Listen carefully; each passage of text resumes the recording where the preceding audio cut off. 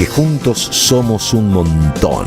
Y a este montón que juntos somos, porque si no estamos juntos ya dejamos de ser este montón, le proponemos a partir de este momento nuestro cotidiano pacto de radio. Saben ustedes que de lunes a viernes, de enero a diciembre, aquí en la AM 530, Somos Radio, la radio de Madres de Plaza de Mayo, de 14 a 16 tenemos una convención que llevar adelante. Les proponemos a ustedes combinar nuestras respectivas imaginaciones. Tal vez prolonguemos aquella idea de Eve Bonafini sobre el asunto de que cuando lo elaboramos, la radio nos está funcionando en los teatros de la mente.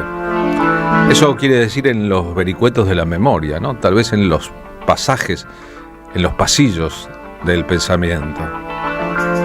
Y metabolizamos el sonido de la radio, o ahora que existe el streaming, la posibilidad de ver un poco de la acción de la radio, no el todo, de manera completamente inconsciente. Pero en nuestro cerebro, a su vez, la radio a veces dispara perfumes, a veces recuerdos en blanco y negro, otras veces nos lleva a lugares donde nunca estuvimos.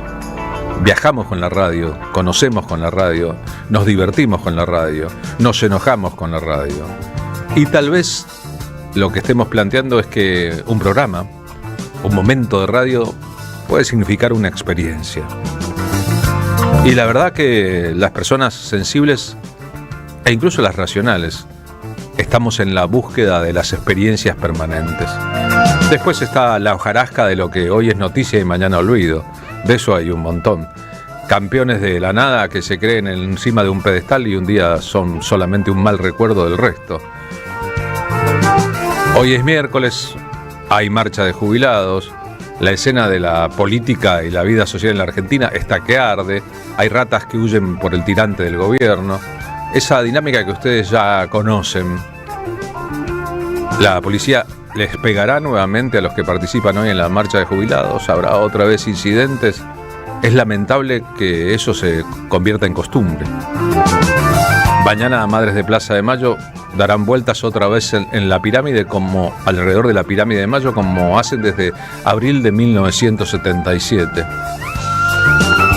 Hay cosas que de tan repetidas son parte de nuestra rutina, pero deberíamos aceptar que sea normal lo que está pasando en la Argentina, manejada por anormales, personas que han salido de la vara de la lógica para empoderarse a partir de los votos en un balotaje y hacer lo que les viene en gana a ellos y sus mandantes, a despecho de las voluntades populares.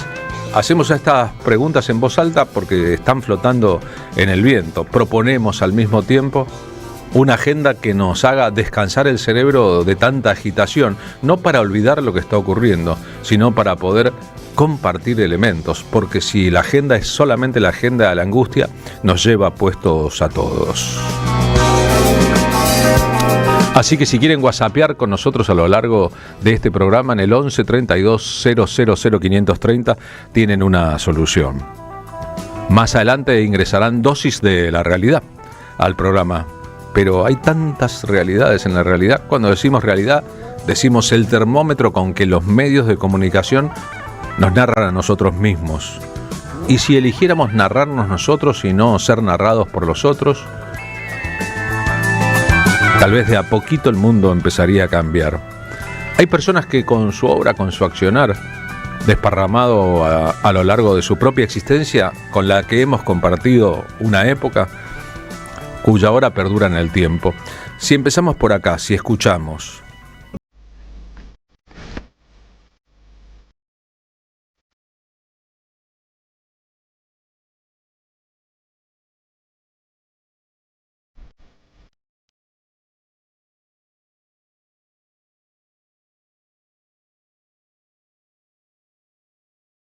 Y suena la Zamba del Ángel por el autor de su música, Hugo Díaz. La letra es de Ariel Petrocelli.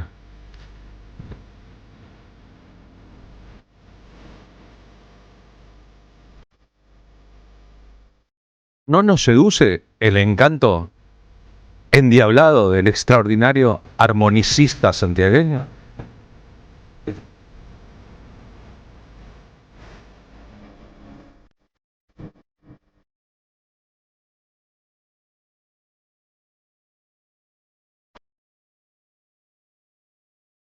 Hay momentos en que la historia hace una eclosión. Pasa algo como un estallido.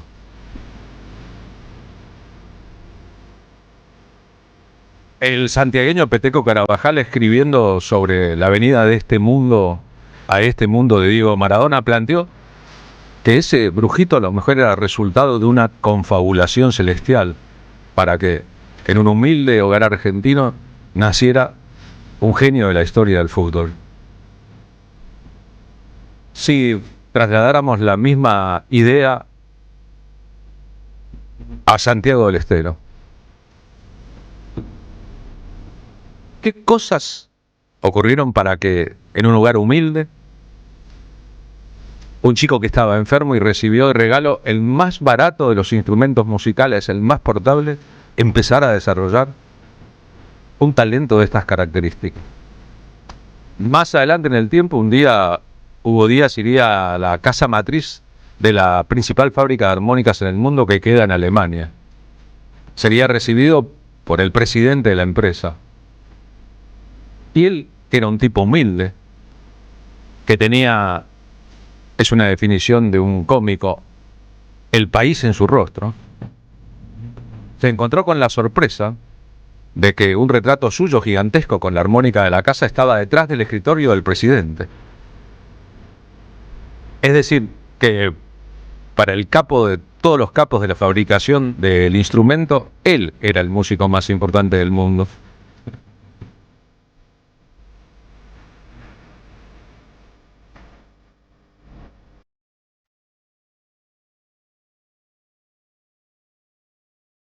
Es posible que haya influido con su capacidad de improvisar. Nunca tocó 2 veces seguidas el mismo tema igual. No solo al resto de los armonicistas de la Argentina y del mundo, jugó en las grandes ligas del mundo, sino también a músicos de otros géneros y estilos. Improvisar. Pero para improvisar hay que tener el talento necesario, tomar los riesgos y la técnica. Nada más que la técnica, nada menos. Si fue Maradona en la historia de la armónica en la Argentina, su sucesor, el Messi de la armónica, de Franco Luciani. De eso habla el bueno de Franco. Lo que ha logrado Hugo, que es muy importante, y eso que hablamos de la manera de tocar, es que, y creo que es lo más importante que le puede pasar a un músico, a un intérprete de un instrumento, es ir más allá del propio instrumento. Porque cada uno en su género, que toca guitarra, que toca percusión, armónica, lo que sea, siempre hay referentes. Y por ahí bien considerados por la música en sí. Pero cuando uno con un instrumento va más allá de ese instrumento, es muy importante. Cuando va más allá, ¿qué quiero decir? La manera de tocar el fraseo de Hugo influenció muchísimos instrumentistas de la música argentina, cualquiera sea el instrumento que toquen. Y eso me parece que es valiosísimo, que tiene mucho que ver con esas cosas que hacía Hugo con la armónica tan percusivas a veces, ¿no? Que después muchos flautistas de traversa haciendo esos repiques. Y son todas cosas que van de la armónica a cualquier instrumento. Y eso es una obra realmente maravillosa. El asunto es que un flautista de traversa, muchísimos instrumentistas del presente y el después de Hugo Díaz estudian en conservatorios. Tienen una educación musical formal. No era el caso de Hugo Díaz, que aprendió orejeando. De hecho, en muchos discos de la época, cuando él grababa para un sello con el que no tenía contrato, invitado por otro músico, grandes músicos en general, figuraba como Hans Oreja. Hans, una broma. La armónica alemana, su rostro indiado. Oreja, otra broma. Tenía una oreja más chica que la otra, pero tocaba de oído, tocaba de oreja, era un músico orejero.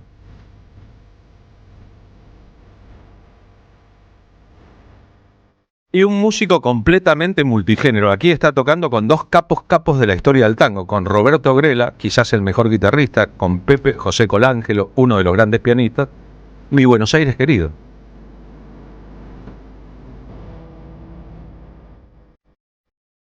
Hay una gran película austríaco-alemana que se llama Los Falsificadores.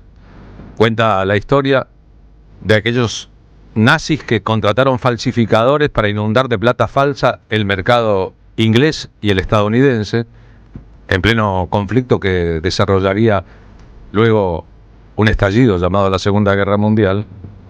Y la musicalización de toda esa historia, que transcurre en los años 30, son versiones Gardelianas de Hugo Díaz.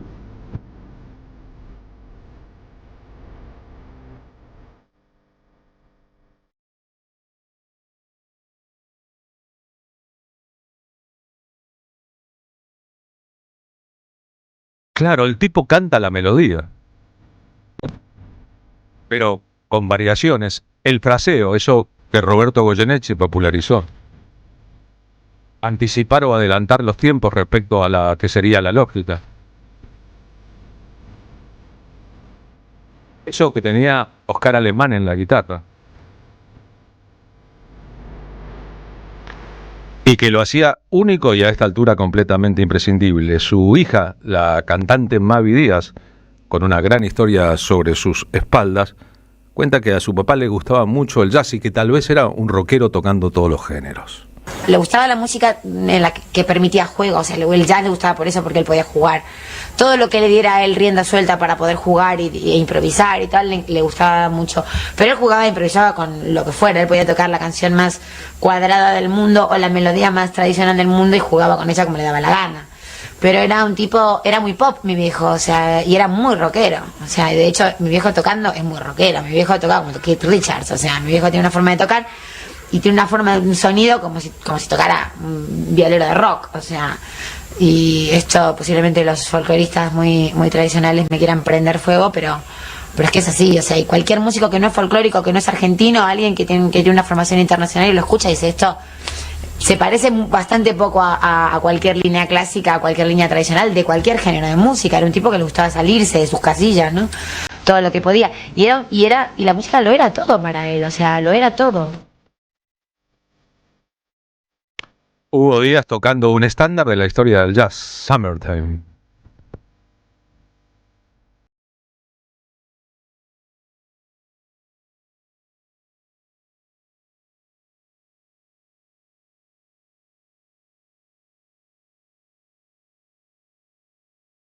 Hugo Díaz y su cuñado, el excepcional bombisto Domingo Cura, llegaron a Buenos Aires con una mano atrás y otra adelante, colados en un tren que desde Santiago a la capital federal demoraba como 36 horas. Vinieron a buscar su destino. Hugo había nacido en 1927, el 10 de agosto. Murió cuando tenía 50 años, un día como hoy, el 23 de octubre de 1977. Y después de haberse formado solo en su casa tocando la armónica, tenía un largo proceso de recuperación de un problema de salud, debía estar en la cama. Empezó a tocar en la radio.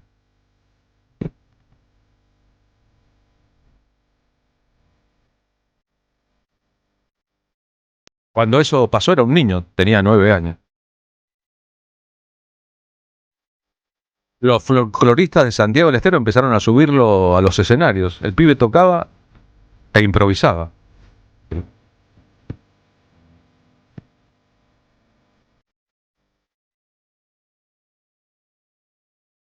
En 1948, había nacido en el 27, es decir, antes de cumplir 20, debutó en una peña de música folclórica en la capital federal. Y cuando empezó un poquito después la televisión, 1951, fue una de las primeras estrellas de la televisión.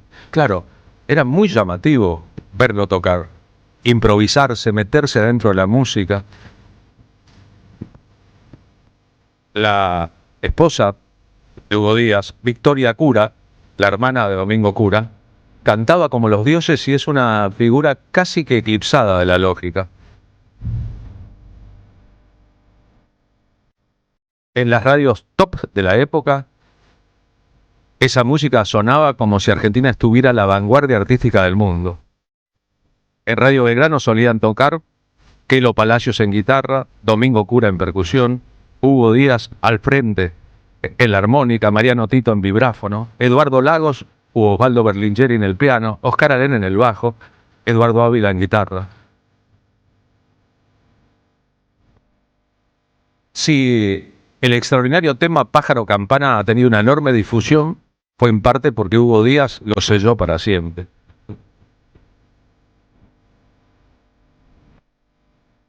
Fue a tocar a Alemania, a Leverkusen. Ahí la casa que fabrica las mejores armónicas del mundo lo tomó como su hijo directo. Pero escuchemos lo que sonaba.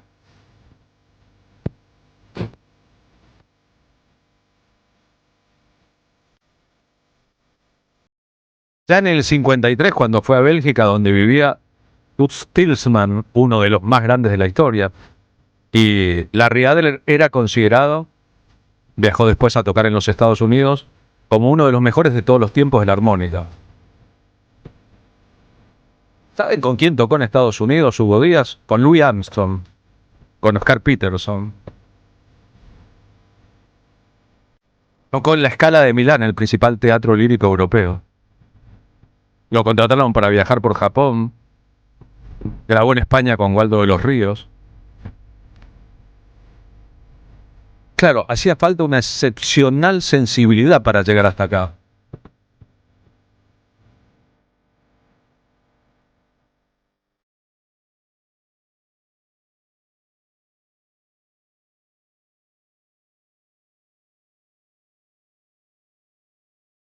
Ha querido el futuro que Mavi Díaz, su hija, que ha sido funcionaria del Estado, la cantante de una banda esencial del pop argentino, viuda e hijas de rock and roll, que lleva adelante su propio proyecto de folclore vinculado al rock, haya tenido el tiempo y las ganas suficientes como para exhumar una parte de la obra grabada de su padre que las discográficas habían olvidado o que el tiempo había hecho desaparecer. Cuando escuchamos la versión del Antigal de Hugo Díaz,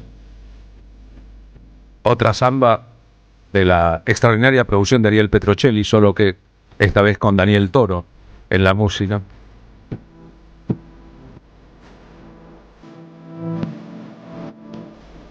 Tal vez podamos poner en valor definitivo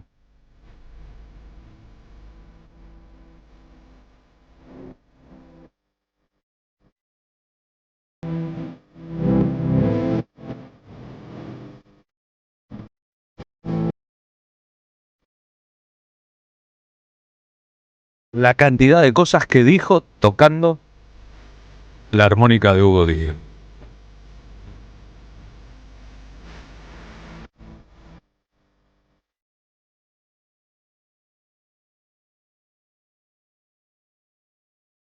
El recuerdo de Hugo Díaz está lleno de las anécdotas del tipo espontáneo, gracioso y despreocupado que era.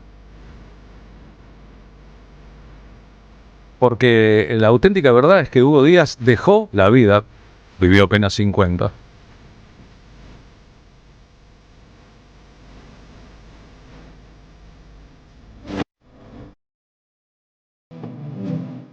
haciendo esto, abriendo caminos a puro empeño y a pura fuerza para un instrumento casi siempre secundario en las músicas.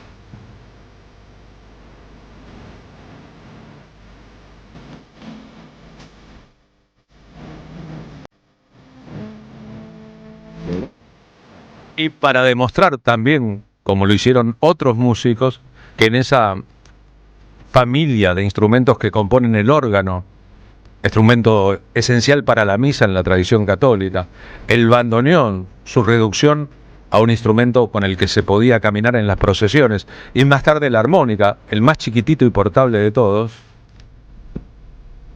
La armónica no tenía por qué ser la cenicienta de la familia.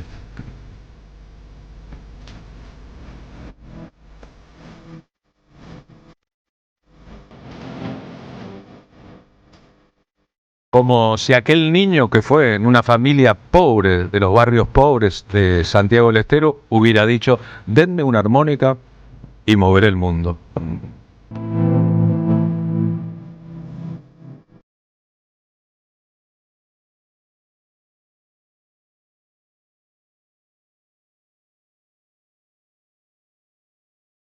La playa de músicos que él integró, sobre todo en los 60 y tempranos 70,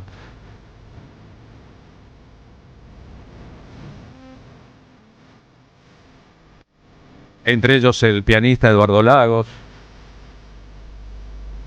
el pianista Manolo Juárez, el bandoneonista Astor Piazzolla, el guitarrista Aquelo Palacios. Un poco más adelante, el Chango Farías Gómez.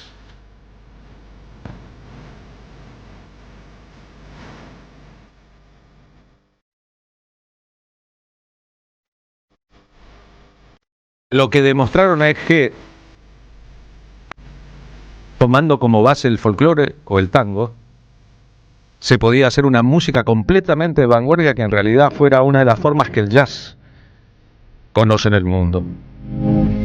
Que los instrumentos eléctricos,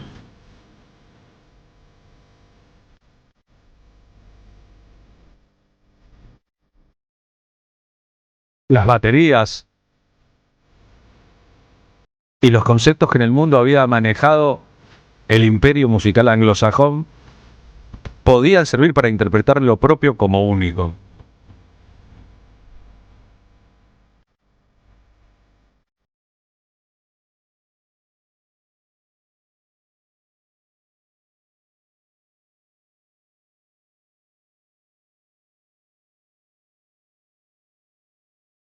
En tiempos aciagos o en tiempos de bonanza, escuchar otra vez Hugo Díaz, lo estamos haciendo en el aniversario de su partida en octubre del 77. Es una confirmación también del poderío de nuestra identidad. A veces la identidad está tácita y un artista la ilumina con el poder de su talento.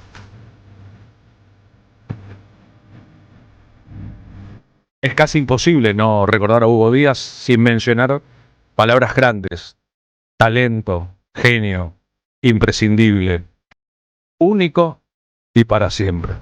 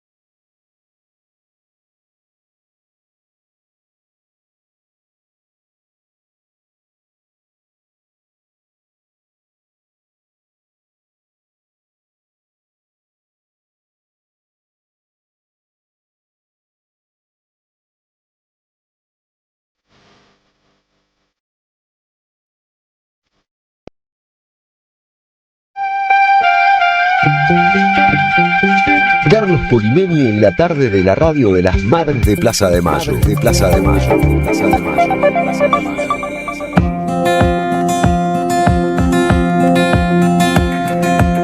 14:30 de esta tarde de miércoles. Marina Glesser, buenas tardes, ¿cómo va? Buenas tardes, Carlos, ¿cómo va? ¿Cómo va la audiencia? Hola a todos y todas. Bien, en un ratito vamos a ir rumbo al móvil 1 de la radio en las calles de la ciudad de Buenos Aires, donde ya los medios de comunicación están reportando incidentes entre la policía y los manifestantes en la puerta del Congreso, en el día en que se nota cómo las ratas empiezan a huir por el tirante del barco sin timón del gobierno argentino. ¿Qué tendremos más adelante en el programa? Va a venir a visitarnos Florencia Moreno, que el 17 de octubre estrenó la obra Miramar. Es una tragicomedia playera que llegó al espacio Callejón bajo el sol de los años 90. Es de Lorena Romanín y de Agustina Benedetelli, y vamos a estar conversando con la actriz sobre esta tragicomedia Miramar, que sucede en el espacio Callejón los viernes a las 20 horas en Humahuaca 3759. Así que nos va a estar contando del estreno del 17 de octubre y también la siguiente solamente funciones los viernes.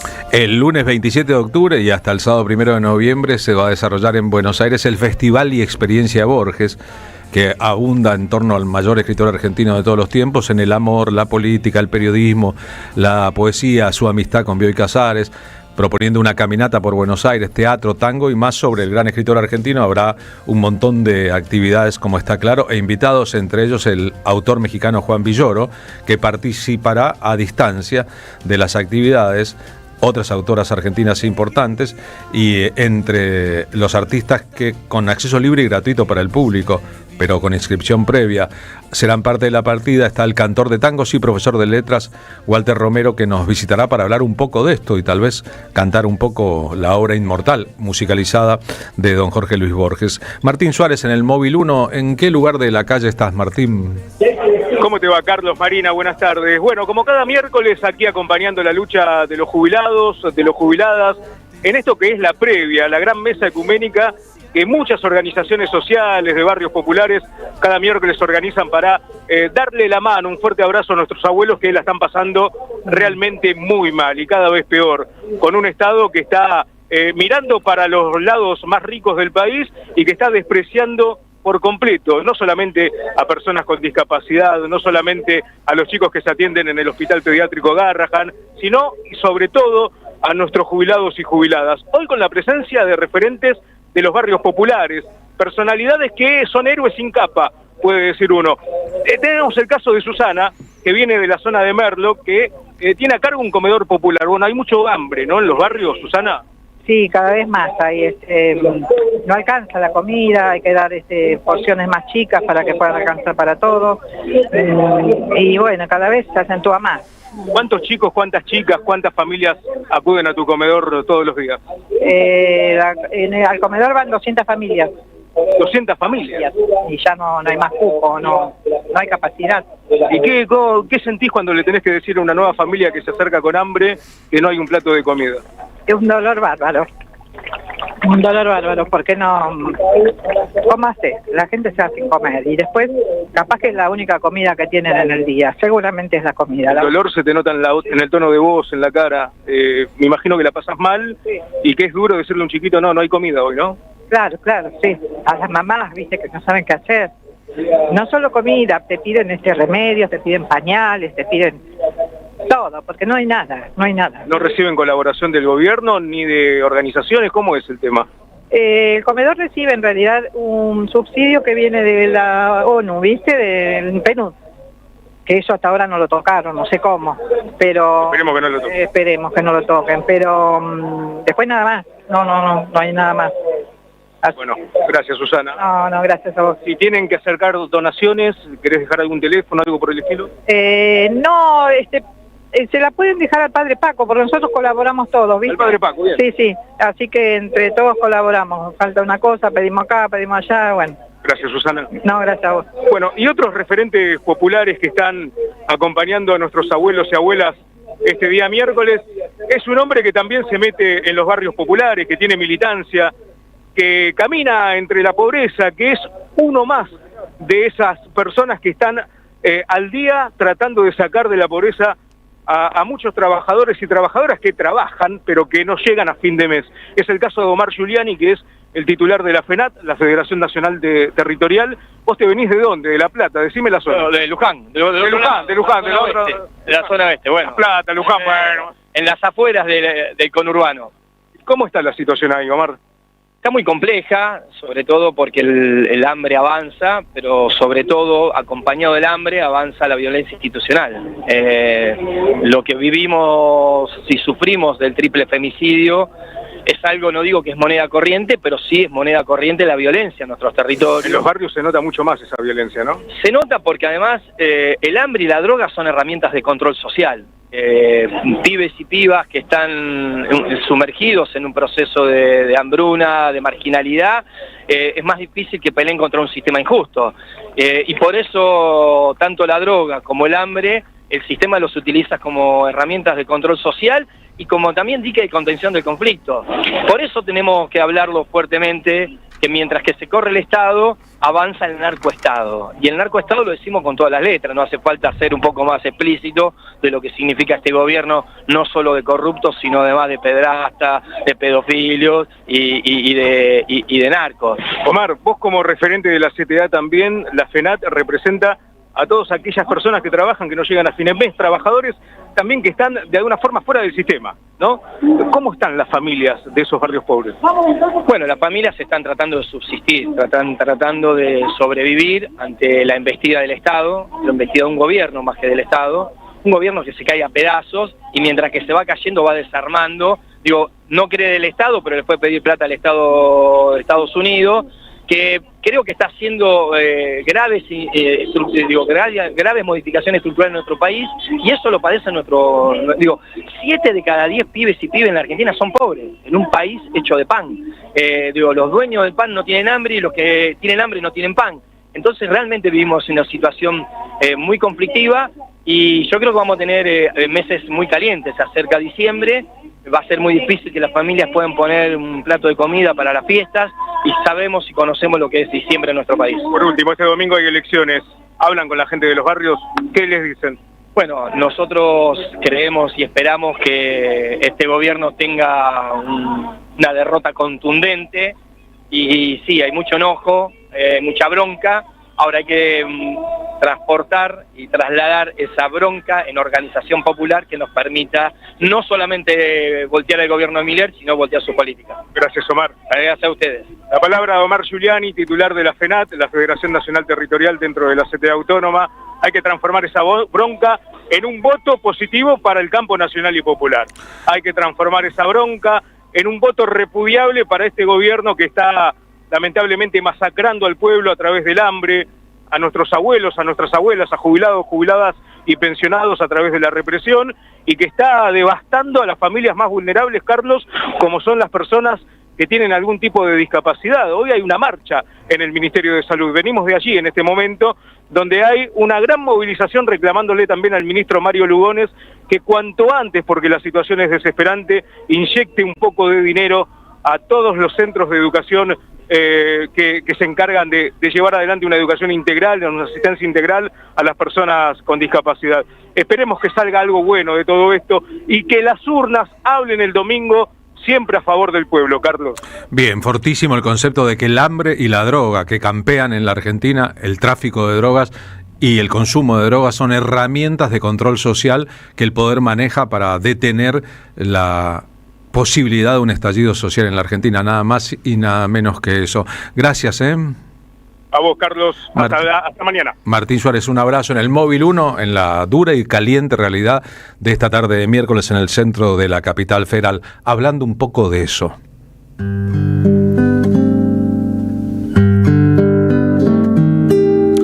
Teresa Parodi. Marrón se llama la canción. Marrón, marrón, por las calles de la villa, por las calles de la villa, se me astilla mi canción. Los niños se pelean por un rayo de sol. Miseria está muy fea, miseria, ¿qué pasó? No dejes que te vea tu espejo de cartón. Marrón, marrón, la luna de tu noche fue luna de algodón. Duraba triste el frío, ganándole al carbón. Tapado de rocío, perfecto dormilón, soñaba algún baldío, su sueño de latón. Soñaba algún baldío, su sueño de latón.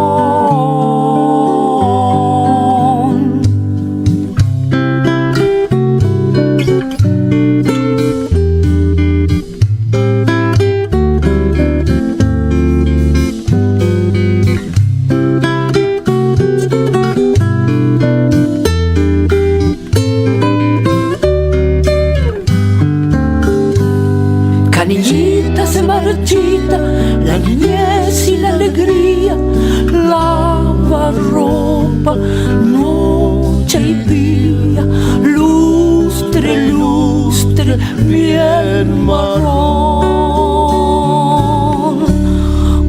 sendero sin dinero no se asusta del ladrón. Por las calles de la villa se me astilla mi canción. Por las calles de la villa se me astilla mi canción. Marrón, marrón, préstame una sonrisa, te cambio una ilusión. ¿De dónde saco flores si no hay ningún balcón? ¿De dónde saco flores si no hay ningún balcón? Si sobran los dolores, si falta la razón. ¿De dónde saco flores si nadie las plantó?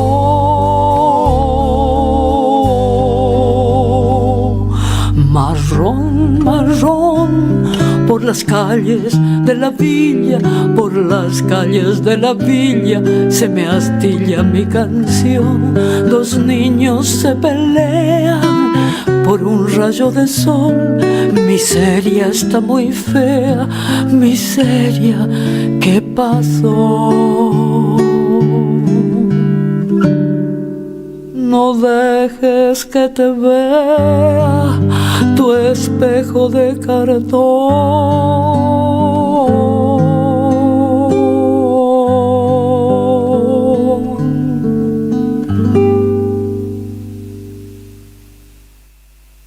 Auspician La Tarde con Carlos Polimeni. El destino de tus vacaciones está en Turismo Cabal. Viví los momentos que querés, con viajes armados a tu medida, con las mejores ofertas y los paquetes que buscas, con más de 35 años de experiencia. Entra en www.turismocabal.com.ar y encontrá las vacaciones que necesitas. Turismo Cabal, seguridad en viajes. Destinada a la cartera de consumo. Más información en www.turismocabal.tour.ar.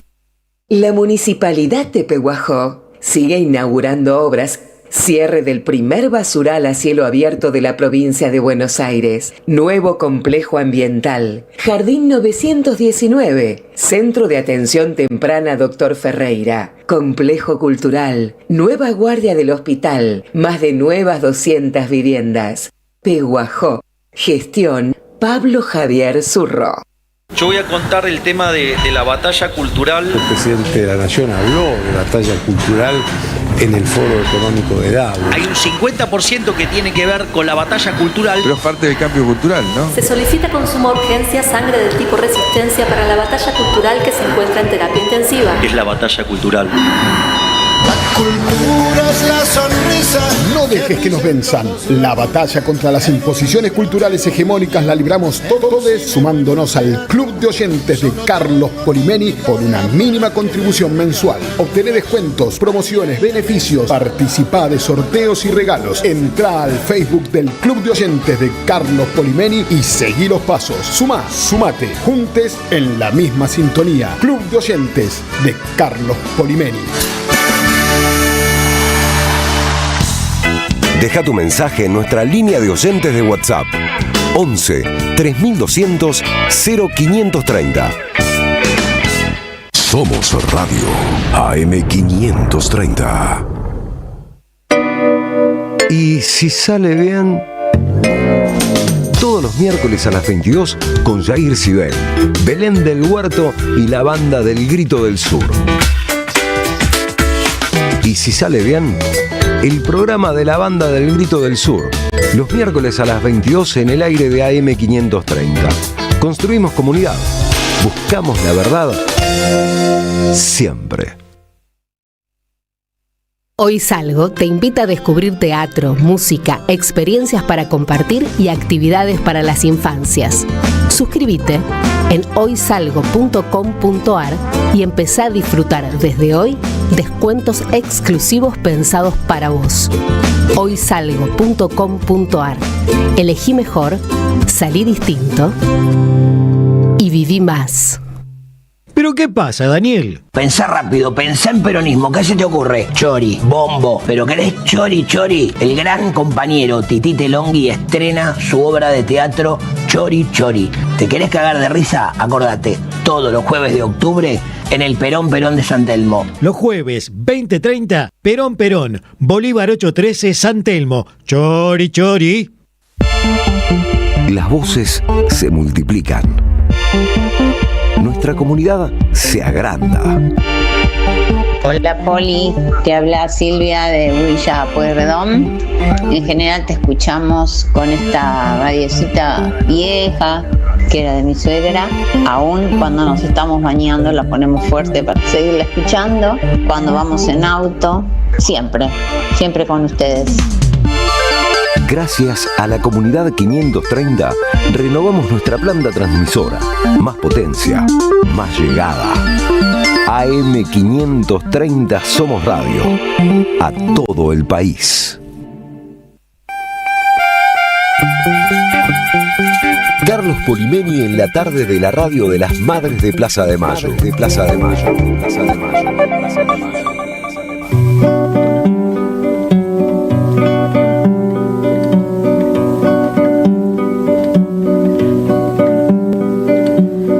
Me acuerdo, fue en Valvanera,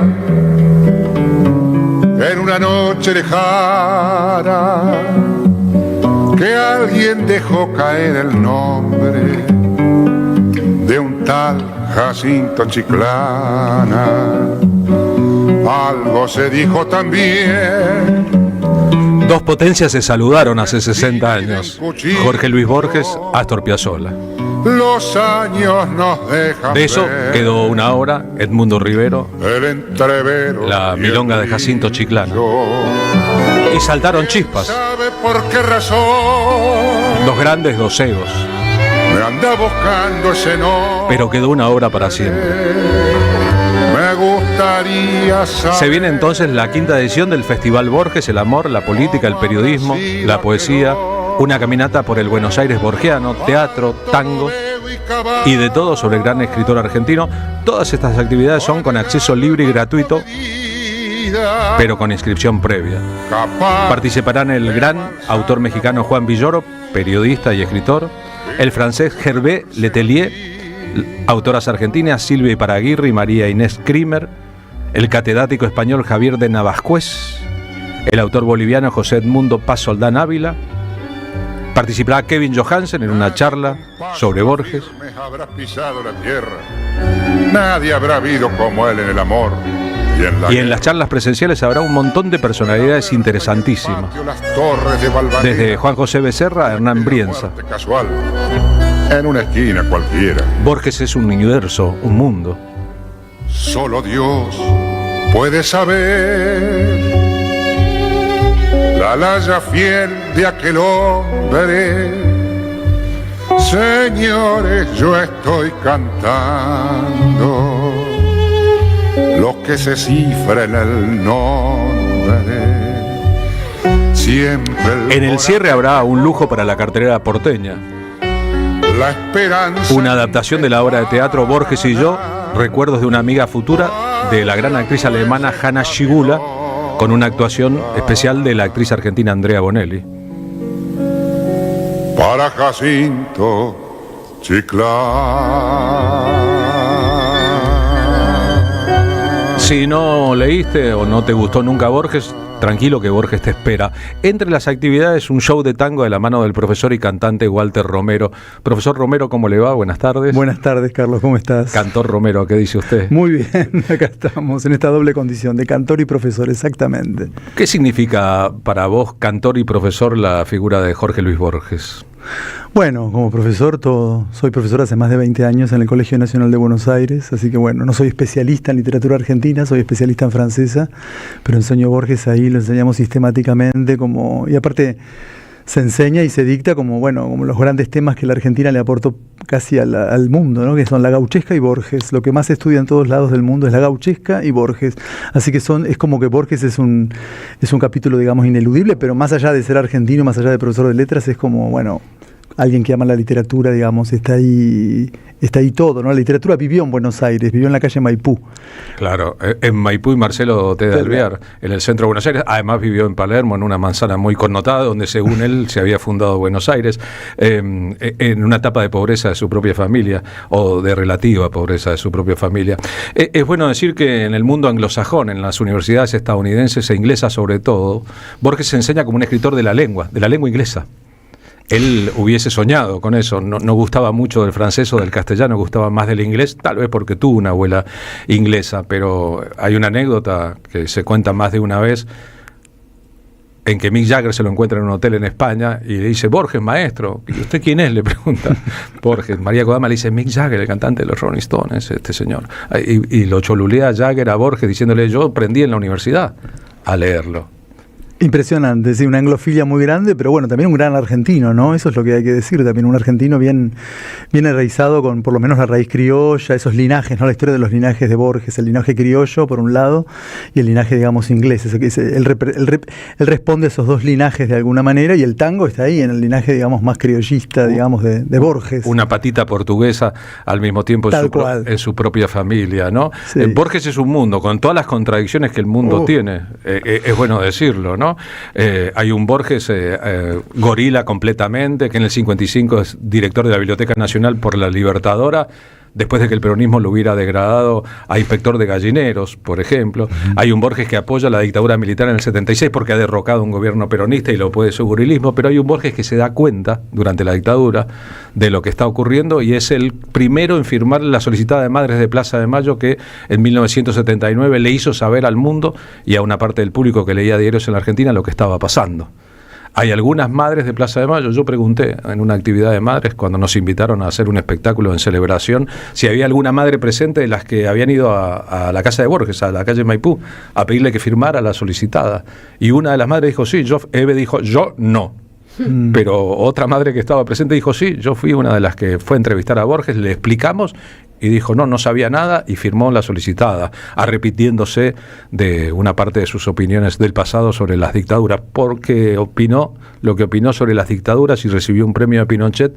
Es que Borges no obtuvo el premio Nobel de Literatura, hoy se sabe, por la desclasificación de las conversaciones entre los que decidían, que no lo recibió. Hoy es el día en que, por ejemplo, recibieron el premio Nobel de Literatura Pablo Neruda y Gabriel García Márquez. Borges estaba ahí y privó la idea de que este tipo se pasó y no recibió el Nobel. Lo hubiese merecido, creemos. Paradójica la figura, una figura paradójica, para nosotros compleja, pero bueno, también es el mismo que fue esa tarde ahí a escuchar el juicio a las juntas y que salió muy conmovido y dijo que eso era un infierno y salió como muy atravesado. Por eso también le debemos ese poema sobre la guerra de Malvinas. Y la crónica que escribió el día que Borges fue a ver el juicio a las juntas, había declarado Basterra un sobreviviente de la ESMA, un héroe, y él se impactó tanto con la historia del obrero gráfico peronista que inventó un método para sacar fotos, ya que lo hacían trabajar de fotógrafo en la ESMA, y luego se presentó al juicio a las juntas y mostró las fotos de todos los torturadores, que escribió un texto único, se publicó en Clarín y en el diario El País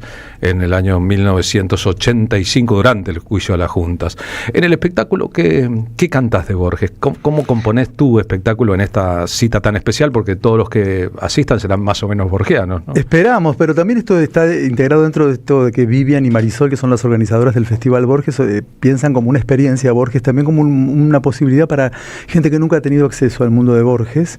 Y entonces no vamos a hacer específicamente, únicamente las milongas de Borges y de Piazzolla, sino que también vamos a recuperar ahí toda una gran tradición de lo Borges oral, de lo que Borges decía, de lo que decían que decía Borges, sobre todo ese libro monumental de 1000 páginas, que es una Biblia para nosotros, el Borges de Bioy, ¿no? Que son los diarios íntimos de Bioy Casares sobre sus conversaciones con Borges. Exactamente, y las cenas toda la noche en la calle Posadas, y parece que mientras se preparaba la cena o iban a cenar, se escuchaban tangos. Es más, la sesión aparece en el libro como escuchamos tango. Y ahí aparecen unos comentarios muy fuertes respecto de qué tango sí, qué tango no, si Gardel amariconó el tango, lo adecentó, lo volvió sentimental, la preferencia de Borges por los tangos más de malevaje, más del coraje, más parecidos a la época en que él era un joven, digamos, nacido en 1899, te imaginas que el nacimiento del tango es casi contemporáneo de Borges, ¿no? Él vio todo eso y bueno, y no solo eso también, comentarios, el testimonio de Guillermo de Torre, de su sobrino, que recuerda qué tipo de tango se escuchaba y qué tango, por ejemplo, un tango como Polvorín, muy poco escuchado, que parece que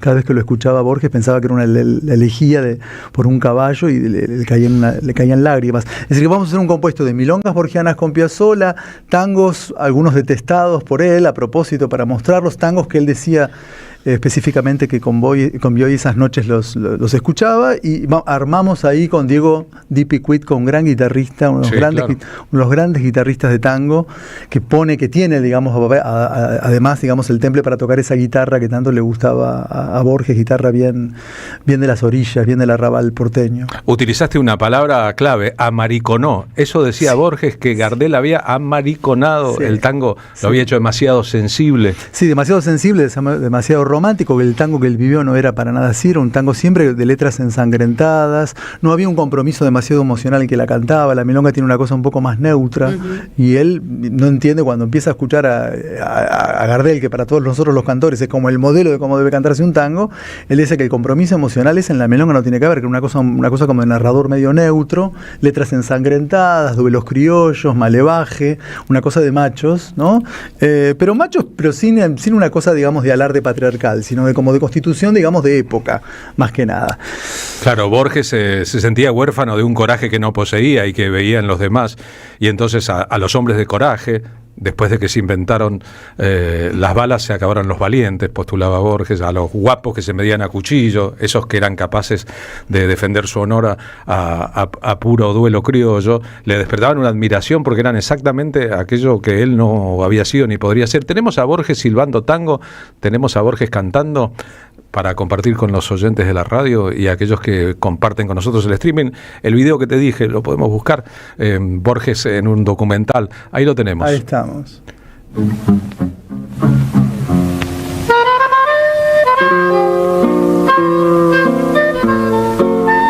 Coche por defensa, no dice tranvía del tranviango argentino, que en la mitad del camino, ¿conoces eso? No es así. Y un coche por defensa del tranviango argentino, y en la mitad del camino se encuentra un carro encajado, compañero que hace un lado, le dijo al del carro el cochero, y este contesta ligero, avisa si es comisario, o si lo han nombrado alcalde, o se entera que soy otario. Ahora, se usaban generalmente palabras grandilocuentes. Que yo le dije a usted, ¿cómo es? Siéntese con eminencia en el sillón soberano, si se sienta su presencia que habrá tocado el humano. Que no quiere decir absolutamente nada, pero que tiene suficiente pompa, ¿no? Y pasar la palabra y ver, pasar de la monotonía, porque todo era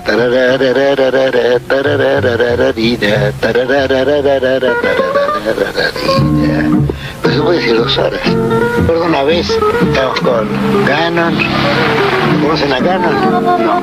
Y un señor de Oxford que quería ver así cosas populares. Fuimos al carnaval de Lomas, que era muy concurrido, ¿no? Fuimos a un almacén y un payador, y le estaban dando una fiesta a un peluquero. Esto ocurrió hace el año 30 por ahí, ¿no? Entonces Ulises quedó un poco asombrado. El payador cantaba, ¿no? Les voy a cantar ahora, señores, a un peluquero de las Lomas de Zamora, que corta con perfección la barba al Humberto Primo, el pelo a lo Napoleón, la barba a lo Napoleón, cualquier cosa, ¿no? Realmente yo sospecho que no sabían tocar la guitarra, sabían 2 o 3 acompañamientos. Claro. Evocamos esta voz, es un documental de 1977, para graficar un poco una parte del asunto borgiano. ¿Vas a cantar Polvorín en el espectáculo? Voy a cantar Polvorín en el espectáculo, que aparte lo grabé, es un texto de Manuel Romero, que la verdad que parece que le gustaba mucho a Borges, que tenía esa cosa con los caballos y con la guitarra. Y vamos a hacer, digamos, también los tangos, no vamos a hacer, pero vamos a nombrar algunos tangos también un poco prostibularios que también a Borges le gustaban, algunos tangos canfinfleros, digamos. Dice la leyenda que su padre lo llevó a un prostíbulo, apenas tuvo los pantalones largos Jorge Luis Borges, y que esa experiencia prostibularia se estilaba en la época y en las familias, fue la que definió una parte de su sexualidad. No le gustó nada la experiencia y más adelante tendría al respecto alguna problemática. Vamos a hacer una experiencia de radio, si querés, Walter Romero. Esta es tu versión grabada de Polvorín. ¿Podés cantar a dúo con vos mismo un poco? Y puede ser. A ver si me...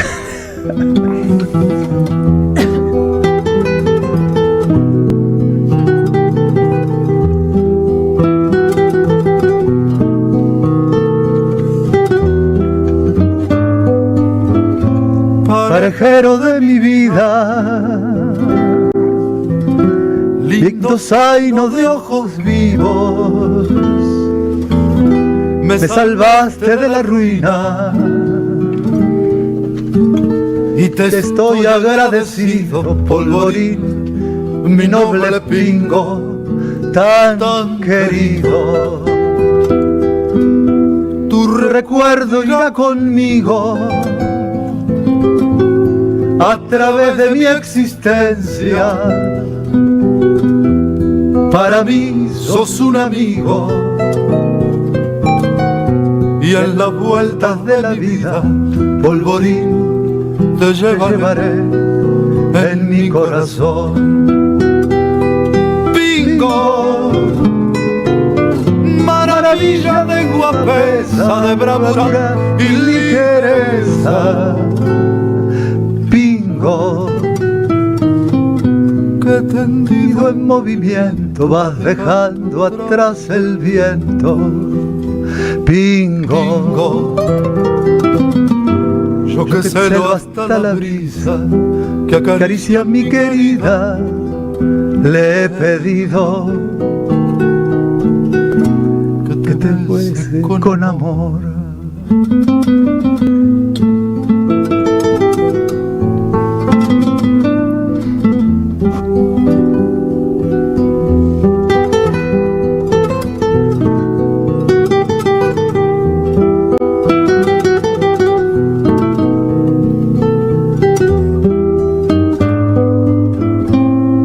Sangre de campeones corre ardiente por tu pecho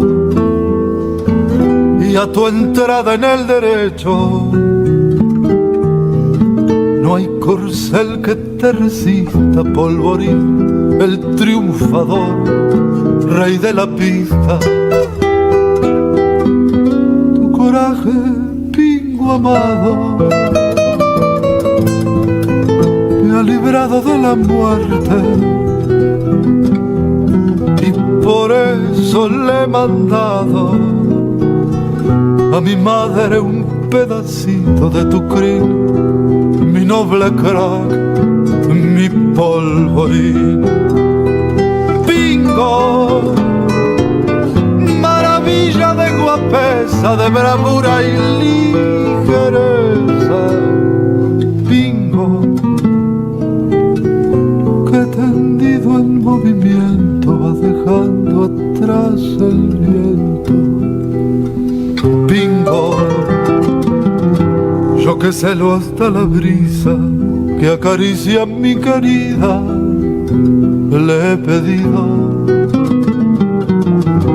que te bese con amor. Parejero, lindo zaino, amigo,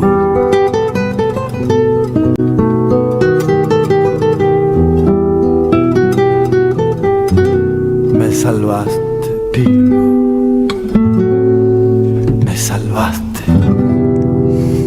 Qué belleza de voz. Qué lindo cantar. No te había escuchado, Walter, qué lindo. Por favor, me sorprendí esto. Es difícil cantar con uno mismo, ¿eh? No es tan fácil, ¿eh?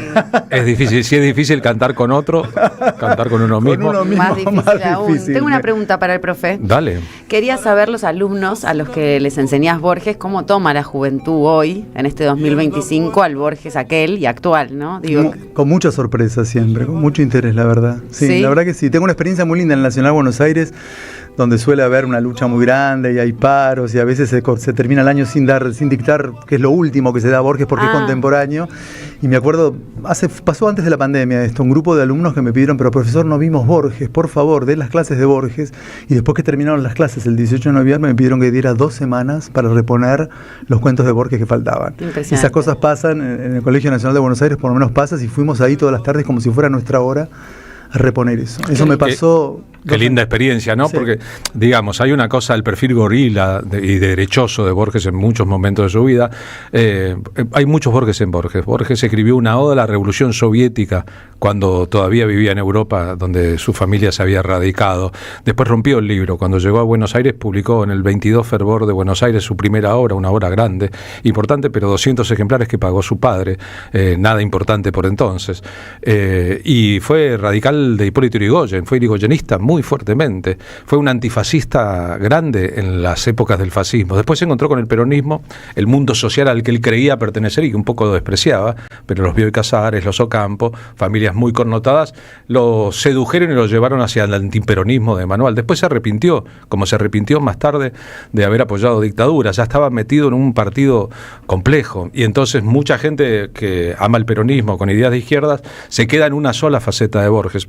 Quisiera recordar que algunos de los borgianos más grandes de los últimos 20 años son Horacio González, que como titular de la Biblioteca Nacional no solo lo homenajeó, sino que prohijó un programa de televisión que Ricardo Piglia condujo en la televisión pública, extraordinario, sobre Borges, 4 capítulos extraordinarios, que Ricardo Foster acaba de publicar su último libro, un tributo de admiración por Borges, que Alejandro Dolina es un gran borgiano, que Hernán Brienza va a participar de estas jornadas. Es decir, que aquel que sea peronista y piense y tenga sensibilidad, a lo mejor encuentra en Borges un escritor enorme, que lo es igualmente. Y aquellos que de las ideas de izquierda digan a Borges, pero ¿cómo te va a gustar alguien que...? Les recomiendo que lo lean, sencillamente, que lean la grandeza de Borges y se encontrarán ahí con un universo que no está tan despejado como algunos pensarán de ideas que hoy serían las ideas del progresismo, ¿no? Yo era un estudiante universitario de la carrera de Filosofía y Letras durante la dictadura militar y los profesores imponían, tal vez porque los programas así lo indicaban, una historia de la literatura argentina en que Borges era central, como Bioy Casares y como Victoria Ocampo y como Eduardo Mallea, pero en que no estaban ni Julio Cortázar, ni Ernesto Sábato, ni mucho menos Rodolfo Walsh, ni mucho menos Osvaldo Bayer. Es decir, era una visión parcial de la derecha y por ende detestaba a Borges, pero lo había leído poco. Detestaba algo que yo no conocía. Detestaba lo que Borges opinaba o decían que opinaban, como bien dijiste vos, lo que Borges decía en las entrevistas, y no había leído a Borges. Conozco un montón de esos. Hubo un presidente argentino, Carlos Saúl I de Anillaco, que alguna vez dijo que había leído todas las novelas de Borges, que no publicó ninguna, porque Borges creía que más de 7 páginas es abuso de confianza en el lector cuando se trata de literatura, y entonces escribía cortito.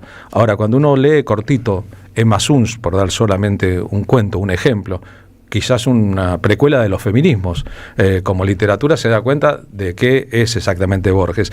Pero en el 81 yo todavía estaba cursando la carrera, todavía no había ocurrido la Guerra de Malvinas, todavía Borges no había escrito sobre las Malvinas. La que era mi cuñada Gladys, que trabajaba en Mendoza en una librería, me dijo: tengo el nuevo libro de Borges, toma, es tu cumpleaños, te lo regalo. Se llamaba La Cifra, el libro nuevo de Borges, que es quizás su último libro de poemas, supongo que sí. Precioso el libro. Y me topé con este poema. Se llama Los Justos. Un hombre que cultiva un jardín, como quería Voltaire. El que agradece que en la tierra haya música. El que descubre con placer una etimología. 2 empleados que en un café del sur juegan un silencioso ajedrez. El ceramista que premedita un color y una forma. Un tipógrafo que compone bien esta página que tal vez no le agrada. Una mujer y un hombre que leen los tercetos finales de cierto canto. El que acaricia a un animal dormido. El que justifica o quiere justificar un mal que le han hecho. El que agradece que en la tierra haya Stevenson. el que prefiere que los otros tengan razón. Esas personas que se ignoran están salvando el mundo. Los Justos me cambió a mí el modo de entender a Borges. Después sobre este poema se han escrito ensayos a montones. Cada una de las líneas de este poema implica de por sí un sistema de ideas. El que cultiva un jardín, como quería Voltaire, dice la primera línea, habla de que me importa solamente mi ombligo, mi jardín y el resto que se cague, o dice que cuando uno ya tiene toda la experiencia en la vida debería concentrarse en cuidar lo propio porque el resto ya lo hizo. El que agradece que en la tierra haya música, ¿es Borges o es cualquier persona? El día de su cumpleaños Borges le pedía a María Kodama que pusiera Pink Floyd porque le gustaba mucho The Wall, por ejemplo. El que descubre con placer una etimología, ese es Borges seguro. Pero dos empleados que en un café del sur juegan un silencioso ajedrez. No son nadie, pero juegan un silencioso ajedrez. Y en el sur, siempre el sur. Y el tipógrafo que compone bien esta página, aunque tal vez no le guste.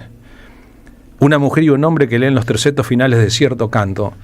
¿Son los 8 jinetes de Northumbria o es la Ilíada o la Odisea? ¿Y son Borges y María Kodama o son dos personas que no conocemos? Y el que acaricia un animal dormido o quiere que los otros tengan razón. ¿Qué quiero decir? Que en 12 versos, 12 líneas, Borges compone un mundo del que el que más o menos tiene alguna sensibilidad o alguna empatía con los otros debe comprender. Tal vez era el Borges octogenario, el del final de los tiempos, el que había aprendido. En mi época se valoraba mucho el Borges narrador, el Borges ensayista, y me parece que está volviendo el Borges poeta, claro. Realmente, que siempre estuvo un poco, no sé, como un poeta demasiado intelectual, demasiado mental. Y yo creo que no, que ahora hay una revisitación, sobre todo de esta parte que decís vos de la cifra, hasta los últimos poemas, que me parece que se reivindica un poco el Borges poeta, y acá en estas milongas realmente que manejan toda la escucha que él tenía, una escucha muy milagrosa de todo lo que él había escuchado de chico respecto de estos cantores, de estos orilleros. Él dice que hasta podían ser algunos medio desafinados, que no había un manejo muy bueno de la guitarra, no lo tenía, pero que sin embargo estaba ahí la expresión verdadera de la argentinidad, ¿no? De algo vernáculo nuestro. Tal vez Julio Cortázar, que tenía pensamientos tan distintos, pero le debe a Borges la publicación de su primer cuento en la Argentina. Borges recomendó que Casa Tomada se publicara en la revista Sur. Cuando Cortázar no lograba publicar, tenía la misma sensación respecto al tango, ¿no? La sensación de que en el pasado había una verdad, el tango prostibulario, el arrabalero, el del costado del centro, que superaba al tango canción, ¿no? Que empieza tal vez cuando Gardel grabó de Contursi padre, Pascual Contursi, Mi Noche Triste. Mi Noche Triste en 1917. Claro, ¿no? Que los argentinos nos creamos ahí con el tango un pasado mítico que nunca tuvimos, que bueno, a lo mejor obviando un poco toda la mítica, digamos, de la gauchesca, de Martín Fierro, todo el gran debate de si el Martín Fierro o el Facundo tienen que ser los grandes libros nacionales, ¿no? Y que yo creo que con un poco de envidia Borges le preocupa que Hernández y que Martín Fierro sean el gran poema nacional, y cómo un desertor va a ser el poema nacional, va a ser el protagonista del poema nacional, y que él decía que a lo mejor tendríamos que tender todo al Facundo, pero yo creo que en el fondo hay una envidia tremenda por la sextina hernandiana, que es tan maravillosa, y por esa historia, digamos, de épica alucinante que es nuestra, pero dejando un poco de lado la gauchesca, dice que ese mundo de los guapos, de los orilleros, del arrabal, es el pasado mítico de una Buenos Aires que él vivió, y que nosotros, digamos, por herencia, cualquiera que escuche un tango de estos, digamos, de malevaje o de coraje, sabe que ahí hay, digamos, como una dignidad, una idea como de literatura del honor, ¿no? Pequeño, mínimo, menor, entre comillas, que la Argentina se creó para justificar un poco un pasado relativamente corto, ¿no? Para un país tan de pocos siglos, digamos. Claro, comparando con los grandes países europeos. Es imposible de sintetizar Borges, son algunos aspectos, estamos planteando aspectos como de un rompecabezas muy grande, y a veces eso se dirime, me cae simpático o no me cae simpático, pero a lo mejor en un escritor es la obra la que debe hablar, y es verdad que en esta época de síntesis, de que todo pasa rápido, tal vez la poesía, que yo creo que es más sentimental que distante, en Borges sirva como un buen vehículo. Uno podría recomendar 3 o 4 cosas, lee esto a ver si el resto te engancha, porque su prosa de tan trabajada y de tan mínima, nunca más de 7 páginas en un libro, a veces puede ser refractaria al que no tiene tiempo para leer. Habitualmente hay que tener tiempo. Walter, gracias por haber venido a charlar un rato de Borges. Por favor, estamos el jueves que viene, es el jueves 30 de octubre a las 19:30 horas. Es en el bellísimo auditorio de la sede central de la Alianza Francesa, ahí en la calle Córdoba, pleno centro de Buenos Aires, cerca de la casa donde vivía Borges en Maipú. En el sitio del Festival Borges se puede, tienen que anotarse previamente porque, bueno, para las entradas hasta agotar el aforo, ¿no? Y es absolutamente gratis y libre, así que los esperamos el jueves con el maestro Diego Di Picuitco para hacer este recordatorio, esta caravana de tangos que le gustaron, que escucharon, que dicen que le gustaron a Borges, que escribió Borges, y algunos poemas que vamos a mechar ahí también, y estas teorías, digamos, un poco borgianas que vamos a presentar ahí en esta oportunidad que nos da el Festival Borges de presentarnos. ¿Qué trajiste ahí por escrito? Traje Alguien le dice al tango. ¿Querés leerlo? Quiero leerlo. Es uno de los poemas Es uno de los poemas, sí. Tango que he visto bailar contra un ocaso amarillo por quienes eran capaces de otro baile, el del cuchillo.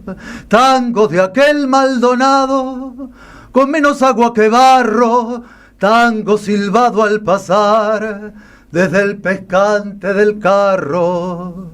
Desde ayer cuántas cosas a los dos nos han pasado, las partidas y el pesar de amar y no ser amado. Yo habré muerto y seguirás orillando nuestra vida. Buenos Aires no te olvida, tango que fuiste y serás. Bueno, te lo canté. Muchas gracias. Walter Romero pasó esta tarde por nosotros, un cachito de Borges, un poco de cultura no viene nada mal en medio de la barbarie que gobierna con incultura la Argentina.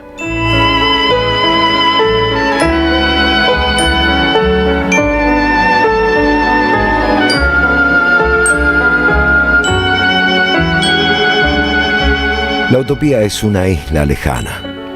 No llegaremos nunca hasta ahí. Pero qué lindo soñar que sí. En AM530 pasan muchas cosas. Y todo lo que pasa está en la red.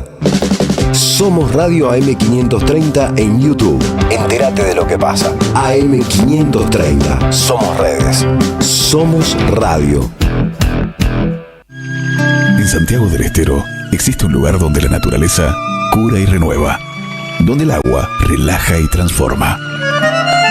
Termas de Río Hondo te invita a sumergirte en un paraíso termal, con aguas únicas en Sudamérica, conocidas por sus propiedades. Aquí, el descanso se convierte en experiencia, y cada instante en un recuerdo inolvidable. Termas de Río Hondo, paisajes cálidos, aguas únicas, momentos tuyos. Gobierno de la provincia de Santiago del Estero. ¡Wow! Como dices cuenta DNI, ¡wow! Que ahora tienes plazo fijo, ¡wow! Y que tienes una tasa especial, ¡wow! Y eso hace que tu dinero crezca, ¡wow! Y crezca, ¡wow! Y crezca, ¡wow! Para, ese último wow no entendí. ¡Wow! Ah, que crece. Cuenta DNI. Tu plazo fijo de Banco Provincia es realmente wow. ¡Wow! Conoce más en bancoprovincia.com.ar. El sabor que te acompaña es Café Bantú. El aroma en la mañana de Café Bantú. Tronador, agua mineral, botellones y dispensers para el hogar y la oficina. Hacé tu pedido al 4201-2627 o mandanos un mail a info@aguatronador.com.ar. Tronador, agua de mesa envasada. 12 de octubre 632 en Avellaneda. El domingo 26 de octubre Argentina elige. Cobertura especial de AM530. Móviles en vivo, análisis, opinión e información precisa. En un trabajo conjunto con Aruna, la red de radios universitarias, este domingo vivimos las elecciones legislativas desde el territorio. AM530, donde hay que estar. Seguí a la Cámara de Diputados de la Provincia de Buenos Aires a través de sus redes sociales y entérate de todas las actividades legislativas en Instagram y Facebook como @diputadosBA y en Twitter como HCDiputadosBA.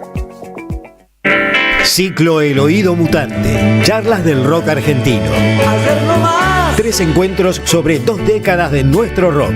Jueves 6 de noviembre a las 18 expone Norberto Cambiaso. Modera Marcelo Economidis en el Pulqui Bar, Entre Ríos 484. Consulta aranceles y reservas al 11 49 94 29 98 o al correo lasideasnativas@gmail.com. Te esperamos en el Centro Cultural de la Cooperación Floreal Gorini para disfrutar de teatro, danza, música, espectáculos para las infancias, conferencias y presentaciones. Podés compartir un rico café o leer un buen libro en la calidez de nuestra planta baja. Recorre nuestra agenda en www.centrocultural.coop y seguinos en las redes sociales. Comprando las entradas con tarjeta Cabal Crédito o Débito accedes a un 50% de descuento. Centro Cultural de la Cooperación Floreal Gorini, Avenida Corrientes 1543, Ciudad de Buenos Aires. Una experiencia cultural y cooperativa.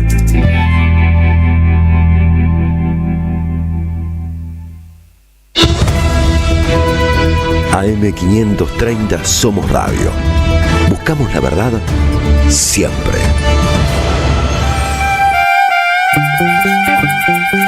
Carlos Polimeni en la tarde de la radio de las Madres de Plaza de Mayo.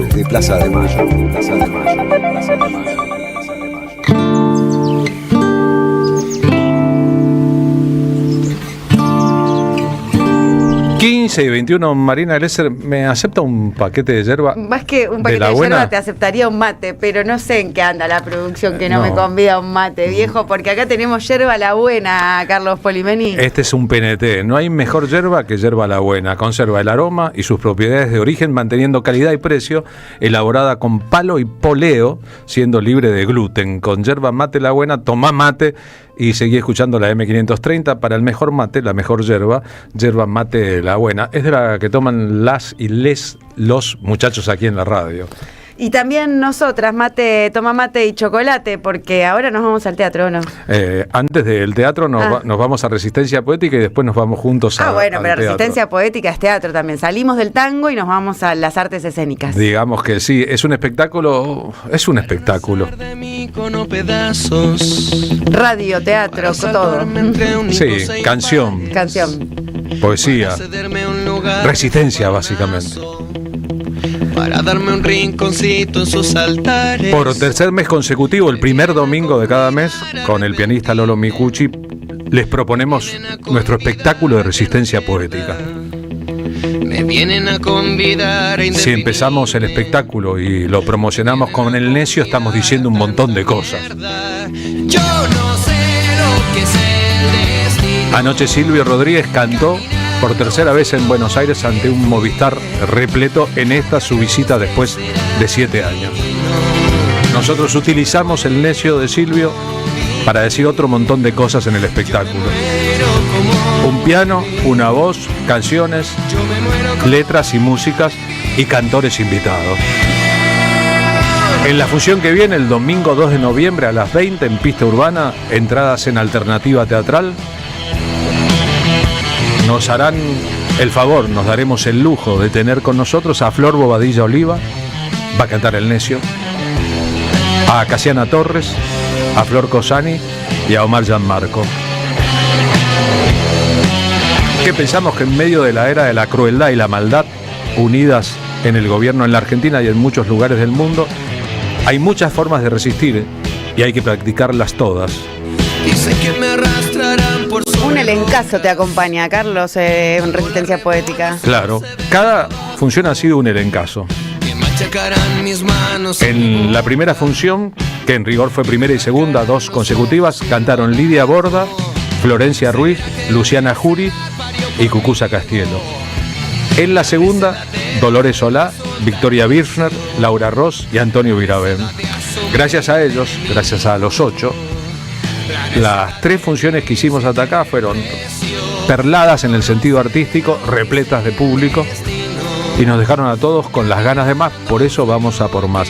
Después al final cantamos todos, el público incluido, algunas de esas que nos hacen bien. Por ejemplo, Todos Juntos, El Oso de Morrison. Yo me muero como vivir. Yo me muero como Así que los esperamos. En Alternativa Teatral las entradas están ahí, son baratísimas. Domingo por la noche, 2 de noviembre. A lo mejor ya tenemos muchas cosas que festejar. Los Polimeni y Lolo Micucci presentan Resistencia Poética. Una voz, un piano, 4 cantantes invitados: Flor Bobadilla Oliva, Casiana Torres, Flor Cozzani y Omar Gianmarco. Domingo 2 de noviembre a las 20 en Pista Urbana, Chacabuco 972 San Telmo. Entradas por Alternativa Teatral. La tarde de la radio es con Carlos Polimeni. AM530. Somos radio. Y ahora sí, cumplidos los deberes, nos vamos rumbo al teatro, Marina. Bueno, te contaba temprano hoy que Miramar es una tragicomedia playera que llegó al Espacio Callejón. El Espacio Callejón es en Humahuaca, 3759, y esto es los viernes a las 20 horas, bajo el sol de los años 90. Y para eso vamos a conversar con una de las actrices. Los otros actores y actrices son Agustina Benedetelli y Juan Santiago, y la obra es de Lorena Romanín y también Agustina Benedetelli. Hola, Florencia Moreno, bienvenida a la M530, radio de Madres de Plaza de Mayo. Somos radio de M530, la radio de EVE. ¿Cómo andás? Muy bien, muy bien. Muchas gracias, Marina. Muchas gracias, Carlos, por la invitación.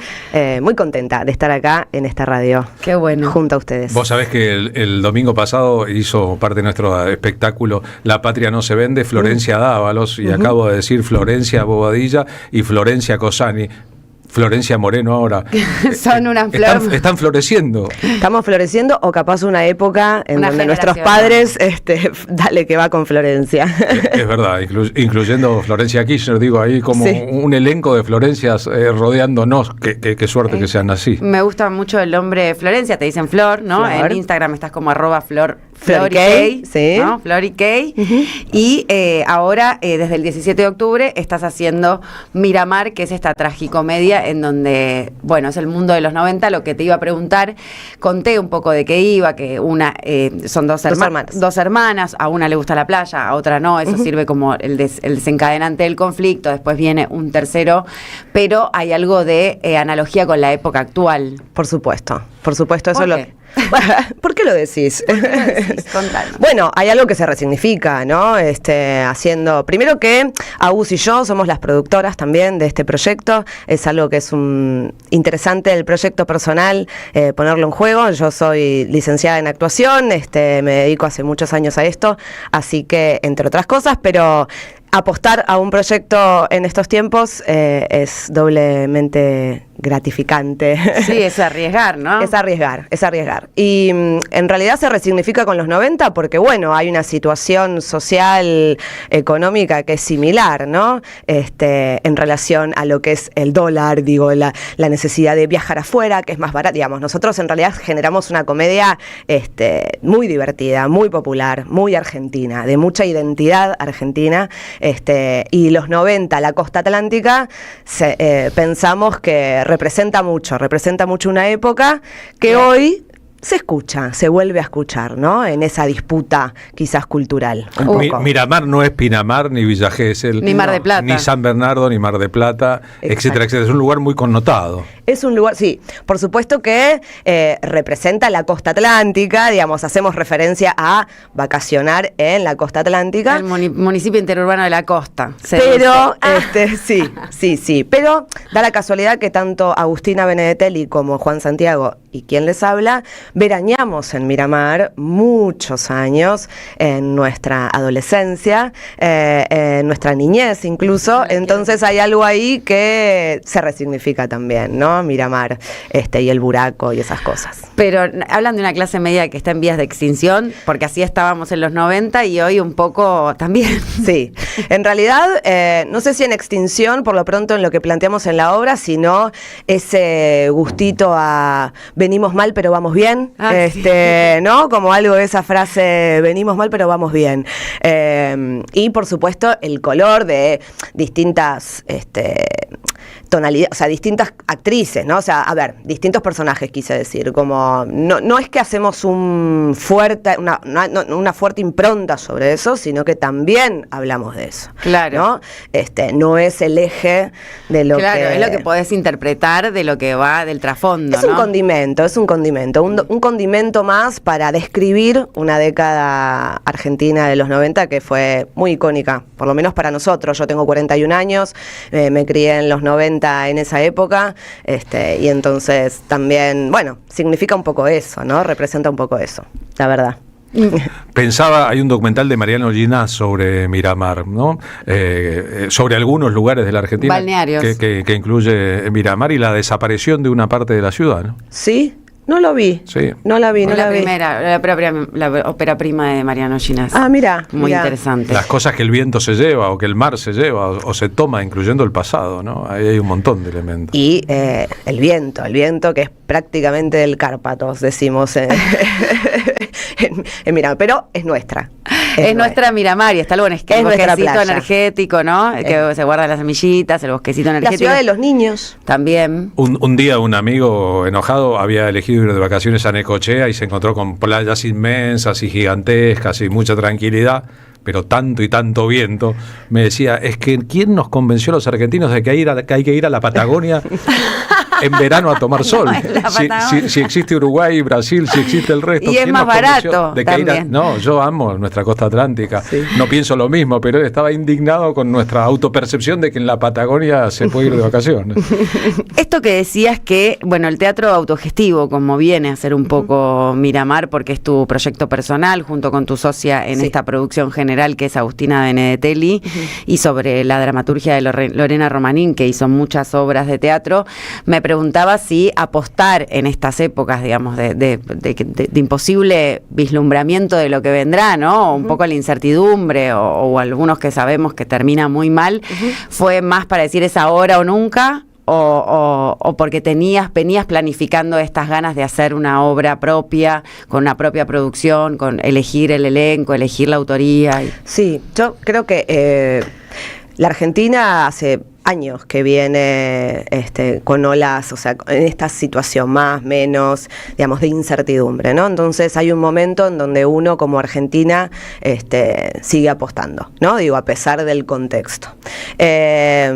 Y digo, también es ahora, porque también es, como digo con mi amiga Agustina y socia, es un kiosco más, ¿no? Uno no solo es actriz, sino que también, bueno, yo soy docente en la universidad, vendo sanitarios y griferías en la empresa familiar, digo, uno va haciendo de todo, y digo, bueno, esto actúo también en otro lugar, donde en microteatro, entonces también esto es un proyecto para, bueno, para conseguir laburo, sí, para vender. Seguir queriendo, que te vean actuar, que te llamen de las series, de las plataformas, todo eso. Sí, o vender la obra, en fin, digo, poder tener un laburo más para lo que comer te gusta. Y de lo que me gusta hacer, por supuesto, que es actuar. Entonces, pensamos eso, y trabajar en equipo, trabajar con amigos, con amigas. Armar tu propia cooperativa, ¿no? Porque exacto, es una cooperativa teatral. Por supuesto, es una cooperativa. Qué más lindo es que trabajar con los que uno quiere, ¿no? Con amigos y amigas. Así que eso desde ya. Pero bueno, acá en la Argentina, si vas a esperar un buen momento económico, bueno, no sé hace cuántos años, o sea, no, tenemos que esperar. ¿Tenés buen recuerdo de, bueno, esto que decías, que tenés muchos trabajos, que lo que más te gusta es actuar, pero sos docente universitaria, sos licenciada en arte dramático, vendés en la empresa familiar, sos madre también. Soy madre. Sos madre y vas y venís también con mucha responsabilidad y tareas que se te van sumando. ¿Ves que ese rol, en lo femenino hablo, encontrás ahí una identificación con las mujeres luchando porque esa mala distribución en donde nosotros somos la fuerza de trabajo y no los sujetos políticos empieza como a abrirse a una interseccionalidad, empieza a abrirse como al planteo de no está bien, ¿entendés? Somos sujetos políticos o sujetos de derecho y esto, en realidad somos solo la fuerza de trabajo, la que empuja a los clanes familiares, la que empuja. Sí, te entiendo, pero no entiendo muy bien la pregunta. Si vos te sentís ahí abrazada por una lucha feminista, por algo que incluya a las mujeres en estos triples, cuádruples roles que asumimos, no solamente para llegar a fin de mes, sino también para hacer lo que nos gusta, también para trabajar con amigos. Sí, por supuesto, por supuesto. Lo que pasa que, bueno, yo no lo tomo quizás tanto desde la situación de mujer, sino en la situación de marginal, digamos, de pluriempleo. Digo, no solo nosotras, sino muchos. Lo veo más como una situación del capitalismo cruel que nos hace, argentino fundamentalmente, que nos hace trabajar en tres cosas al mismo tiempo, ¿no? Pero sí, como mujer, digamos, tenemos un montón de capacidades también para afrontar la tarea del hogar, de la maternidad y de los trabajos, ¿no? Una sensibilidad singular. Me gusta esa singularidad y sobre todo expresiva que tenés, porque así carismática e histriónica nos dan ganas de ir a ver Miramar al Espacio Callejón. Estás los viernes a las 20 horas en Humahuaca 3759 con Lorena Romanini y Agustina Benedetelli. ¿Ya venías trabajando? Con Agus Benedetelli sí, con Lore es la primera vez, pero sí, con Agus venimos trabajando ya en distintas obras con ella, y ahí nos conocimos en los escenarios. Qué bueno. Así que, y con una gran impronta nacional, ¿no? Una identidad obra, ¿no? Me refiero. Es Argentina, tiene una argentinidad muy marcada, y sobre todo popular, ¿no? Me parece que también eso es interesante. Digo, no. Sos Rena Campop, ¿no? Por supuesto. Pero también, digo, esa situación de construir una obra que tenga esa característica, para mí es fundamental. Digo, mira que hago teatro hace muchos años y la idea de hacer una obra para la búsqueda del pensamiento y la reflexión y que al final termine siendo quizás para pocos. Claro, elitista decís que si te introducís más en una estética. En el teatro hay mucho esta cosa endogámica, ¿no? De le hablo a los mismos artistas, ¿no? Y entonces invito a la pregunta. Se puede traspolar a la política, dirigentes hablándoles a dirigentes, artistas hablándoles a artistas. Sin duda. Entonces a mí me interesa poder hablarle a todos y a todas, a las mayorías. Y entonces es una obra que incluso es para reírse, porque también relacionándolo a este tiempo, ¿no? De tanta angustia, tener una hora para reírse y escuchar buena música, porque también los 90 tiene toda esa música de los 90 que amamos. Entonces, una hora donde vos te puedas reír, para mí, es un montón. Sí, invitar a reír a través de una experiencia teatral. Sí, exacto. Que te identifique por lo identitario en términos nacionales. Sí. Y que además todo el mundo conoce Miramar, ¿no? No sé. Bueno, digo, como es un lugar emblemático de la costa, es cierto que la clase media veranea en la costa, que tiene aspiración de veranear en Brasil o en Uruguay, pero que hoy por hoy igual está desfasado eso, ¿no? Porque irse por ahí a Brasil está más barato que irse a la costa argentina. Claro, un poco en la historia de las vacaciones de Argentina, la costa atlántica es peronista. Sí. Digamos, es un invento del peronismo que metió en el lugar connotado de las casas de la aristocracia en Mar del Plata. La Bristol. La ciudad gemela de ciudades francesas, esa arquitectura preciosa, a donde iban los ricos, metió a los obreros, a los trabajadores, y a partir de eso toda la zona tuvo sus connotaciones. Los que se escaparon hicieron en Cariló rancho aparte, en Pinamar rancho aparte, y luego en Punta del Este rancho aparte, y todos los que se diseminaron en otros lugares de la costa, a lo mejor no tan hospitalarios, a lo mejor más complejos, pero cumpliendo con el sueño que implantaron los que tenían el dinero del resto de la sociedad, de estar en el mismo lugar que los otros. Si uno va a Mar del Plata o a cualquier lugar de la costa, encontrará los hoteles sindicales a montones. Claro. Y verán cómo eso disgusta desde siempre a los dueños del poder económico, a tal punto que este gobierno quisiera privatizar la residencia presidencial en Chapadmalal. Que me encanta. Que además de tener un lugar para que cerca de Mar del Plata estuvieran los presidentes y sus familias, tenía un sentido social por la cantidad de uso que durante el año hacían las familias del interior, los colegios del interior, la gente que si no hubiera conocido el mar, porque ahí hay un asunto que no es solo vacacional, sino chequen a Sujair Jury, el hermano de Leonardo Fabio, el papá de Luciana Jury, contando qué significaba para un chico a 1000 kilómetros. Vivían en la familia conocer Jury, el mar. Claro, vivían en el interior profundo, Luján de Mendoza, conocer el mar. Conocer el mar era primero el relato de alguien que contaba, ¿saben cómo es el mar? ¿Saben que no termina nunca? Que las olas, que los peces, que las ballenas, que el color azul, que la noche, que los barcos, que los marineros, que las sirenas, ¿saben lo que es el mar?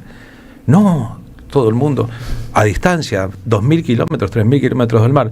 Y millones de argentinos vivieron y murieron hasta los años 40 mirando el mar en las fotos. No existía la televisión, sin acceso al mar. Entonces, cuando el peronismo legalizó el acceso de todo el mundo al mar, fue como legalizar el acceso a la educación pública o a la salud pública. Y al ocio y al placer también. Fue una revolución, pero el ocio y el placer podían existir, pero si estabas a 2.000 kilómetros del mar, a 1.000 era imposible. Eso se convirtió en posible. Por eso hay un carácter simbólico grande de todo lo que tenga que ver con los veraneos, Mar del Plata, Necochea, Miramar, Pinamar, Villa Gesell, y cada balneario tiene una historia distinta. Sí. En cada se cuecen árabes. Por ejemplo, a Miramar iban las familias judías, porque no iban a ir ni en broma a Gesell, fundado por un alemán. Con un alemán con algunos antecedentes respecto a este tema. Entonces los judíos a Gesell, después eso cambió un poco, no iban a Miramar, se sentían en un territorio propio, y el de la clase media no acomodada. Y los más que más aspiracional. Entonces. Y los que podían vivían en Cariló. Cariló, no sé si lo recuerdan, los que tengan mucha memoria, al lado de Pinamar y antes de Valeria del Mar era un balneario cerrado. Es decir, no se podía ingresar por cualquier parte, había que entrar por un lugar donde había custodia militar, porque allí tenía su casa Martínez de Oz, por ejemplo. No, y sin luz, o sea, era como una cosa... Sí, y sin luz. Entonces hay muchas costas atlánticas en la costa atlántica y muchas historias que tienen que ver con la política y la posibilidad de acceso de los desprivilegiados de siempre al privilegio que en algún momento tuvieron otros. Claro, está muy bien lo que decís. Esto te preguntaba un poco en la redistribución, cuando te preguntaba sobre la interseccionalidad, los sujetos de derecho, las fuerzas de trabajo, un poco en esa redistribución, que a veces nosotras tenemos poca representatividad porque estamos siempre en el yugo, digamos, no estamos tanto en la rosca de las mesas decisoras. Entiendo. Te ha tocado, ahora también sos streamer, y te ha tocado, porque, bueno, le puedo contar a la audiencia, ¿no? Florencia Moreno es hija de Guillermo Moreno, entonces te ha tocado, supongo, por una cuestión familiar, poder estar en mesas de poder o ver, ¿no? De refilón, por ahí no sé si invitada, pero de poder ver cómo se estructura eso, de escuchar, y me gustaría preguntarte, para que también facilitarle a la audiencia en ese imaginario colectivo, qué son esas cuestiones de la estructura o de los núcleos de poder, ¿cómo lo viviste vos o cómo lo vivís? Con tanta conciencia de clase como la que parece que tenés en función del proyecto que armás. Sí, claro. Son mesas, bueno... Digamos, están los sindicatos, está la parte empresarial, y se trata, digamos, no sé si vos lo estás abordando en términos de género, en términos generales, digo, bueno, se construye ahí, discurso, sensaciones, se debate, son mesas que tienen que ver más con la instancia de poder probar, qué se piensa, ¿no? No sé si son tan verticales. Hay momentos y momentos donde se decide y momentos donde se escucha, y se abre un poco el juego, porque de abajo para arriba, porque si a veces la falta de representatividad implica eso precisamente, aislarse de la base, claro, ¿no? Entonces también hay mucha unidad básica, hay mucho espacio territorial en donde congregarse y escucharse. Qué lindo que hayas podido relacionar el teatro y tu sensibilidad a todos esos ámbitos políticos en donde te has criado. Porque te quiero agregar una cosita más, si puedo, Marina, que tiene que ver con lo que hablaba Carlos también, y tiene que ver un poco con la tradición, ¿no? Y las raíces, ¿no? Y me parece que Miramar o la costa atlántica, el arraigo y la tradición y la familia que se está perdiendo, que se pierde, ¿no? Porque hay veces que ya no tenés para alquilarte el depto o tener 15 días de vacaciones, ¿no? Digo, ya eso se va perdiendo, pero qué importante es también para la construcción de la familia esa tradición, esa raíz de ir a vacacionar a un mismo lugar. Lo hago con mi hija, lo hago yo desde que tengo 13 años. Qué lindo. Que voy a Chapadmalal. Es una construcción. Es una construcción, y es una construcción colectiva, y también desde la familia, la raíz, ¿no? Y eso me parece que es importante, no perderlo. No lo perdamos, sin duda es muy importante. Vamos a ver Miramar de Lorena Romanín y Agustina Benedetelli con Florencia Moreno, Juan Santiago y Agustina Benedetelli los viernes a las 20 horas en Espacio Callejón, Humahuaca 3759, acá en Cava. Vamos a ver Miramar, una tragicomedia playera, llegó al Espacio Callejón bajo el sol de los años 90. Gracias, Florencia Moreno. Gracias a ustedes por invitarme. Están invitados, lo hago públicamente. No se sientan presionados. Sí, me siento presionada, voy a ir, tengo ganas. Siempre nos sentimos invitados, ¿eh? ¿Se acuerdan cuando habían vacaciones de un mes? ¿Se acuerdan cuando las vacaciones eran de 2 semanas? ¿Se acuerdan de irse un día de vacaciones? ¿Se acuerdan de las vacaciones? Exacto. Deja tu mensaje en nuestra línea de oyentes de WhatsApp 11 3200 0530.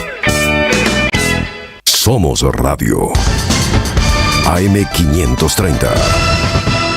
Después del abuso sexual, relatos de tratamientos psicoanalíticos, un libro de Andrea Agazarian que visibiliza esta problemática que es un verdadero crimen contra las infancias y adolescencias.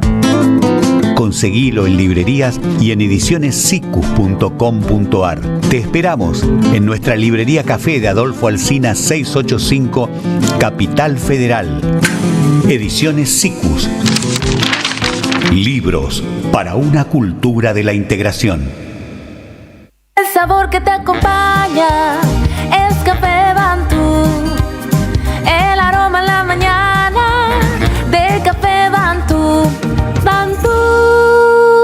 Llega La Changuita, una obra que nos sumerge en el universo de la cultura popular, el intento pintoresco de una argentinidad que para resistir se disfraza de sí misma. Escrita y dirigida por Alejandro Lifshitz. Viernes 20:30 en Fandango Teatro, Luis Viale 108. Entradas por Alternativa Teatral. Las voces se multiplican. Nuestra comunidad se agranda. Hola Radio Madre, soy Carlos de José de Paz, en este momento por mi trabajo llegando a Mercedes, Uruguay, y se escucha perfecta la radio AM530. Gracias a la comunidad 530, renovamos nuestra planta transmisora. Más potencia, más llegada. AM530 Somos Radio. A todo el país. Auspiciaron la tarde con Carlos Polimeni. La Municipalidad de Pehuajó sigue inaugurando obras. Cierre del primer basural a cielo abierto de la provincia de Buenos Aires. Nuevo complejo ambiental. Jardín 919. Centro de Atención Temprana Dr. Ferreira. Complejo cultural. Nueva guardia del hospital. Más de nuevas 200 viviendas. Pehuajó. Gestión Pablo Javier Zurro. El destino de tus vacaciones está en Turismo Cabal. Viví los momentos que querés, con viajes armados a tu medida, con las mejores ofertas y los paquetes que buscas, con más de 35 años de experiencia. Entra en www.turismocabal.com.ar y encontrá las vacaciones que necesitas. Turismo Cabal, seguridad en viajes. Destinada a la cartera de consumo. Más información en www.turismocabal.tour.ar. Yo voy a contar el tema de la batalla cultural. El presidente de la Nación habló de batalla cultural en el Foro Económico de Davos. Hay un 50% que tiene que ver con la batalla cultural. Pero es parte del cambio cultural, ¿no? Se solicita con suma urgencia sangre del tipo resistencia para la batalla cultural que se encuentra en terapia intensiva. Es la batalla cultural. Cultura es la sonrisa. No dejes que nos venzan. La batalla contra las imposiciones culturales hegemónicas la libramos todos sumándonos al Club de Oyentes de Carlos Polimeni por una mínima contribución mensual. Obtener descuentos, promociones, beneficios, participá de sorteos y regalos. Entrá al Facebook del Club de Oyentes de Carlos Polimeni y seguí los pasos. Sumá, sumate, juntes en la misma sintonía. Club de Oyentes de Carlos Polimeni.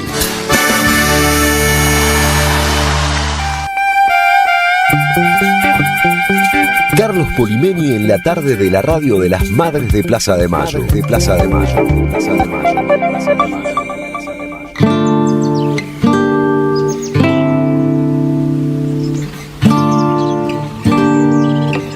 A las 15:48 nos damos el gusto de presentar a nuestro compañero Juan Carlos Junio, secretario general del Partido Solidario y director del Centro Cultural de la Cooperación, Florial Gorini, además de columnista en nuestro programa. Juan Carlos, buenas tardes, ¿cómo va? Bienvenido a casa. Muchísimas gracias, Carlos, muchísimas gracias. Bueno, mira, estamos ya ante la inminencia de unas elecciones que, si bien son de medio término, y se supone que las elecciones de medio término no son tan importantes como las presidenciales, sin embargo, si bien, en fin, acepto que las presidenciales son determinantes, creo que en esta circunstancia las de medio término se han transformado en un símil de una presidencial, ya que en términos políticos y del rumbo y del futuro está en juego una definición del electorado acerca del programa, acerca de la figura del presidente de la nación y su proyecto político-económico, que será apoyado, aunque sea parcialmente, o será rechazado por una gran parte de la ciudadanía. O sea que son elecciones muy, pero muy determinantes. Aquí hay una afectación muy grande de las políticas del presidente de la nación hacia las grandes mayorías sociales, incluyendo los sectores medios, además de los trabajadores y los sectores humildes. Por un lado, se ha hecho un lugar común, Carlos, esto de que no se llega a fin de mes, la plata no alcanza, algo que es una expresión sencilla, casi diría vulgar, sin embargo se ha instituido como una representación de lo que le pasa a la gran mayoría de la sociedad. O sea que desde el punto de vista económico-social el programa es un gran fracaso para la vida del pueblo. Después está el otro factor que ha emergido en los últimos tiempos, que es el de la inmoralidad, el de la falta de ética, producto de todos estos actos corruptos.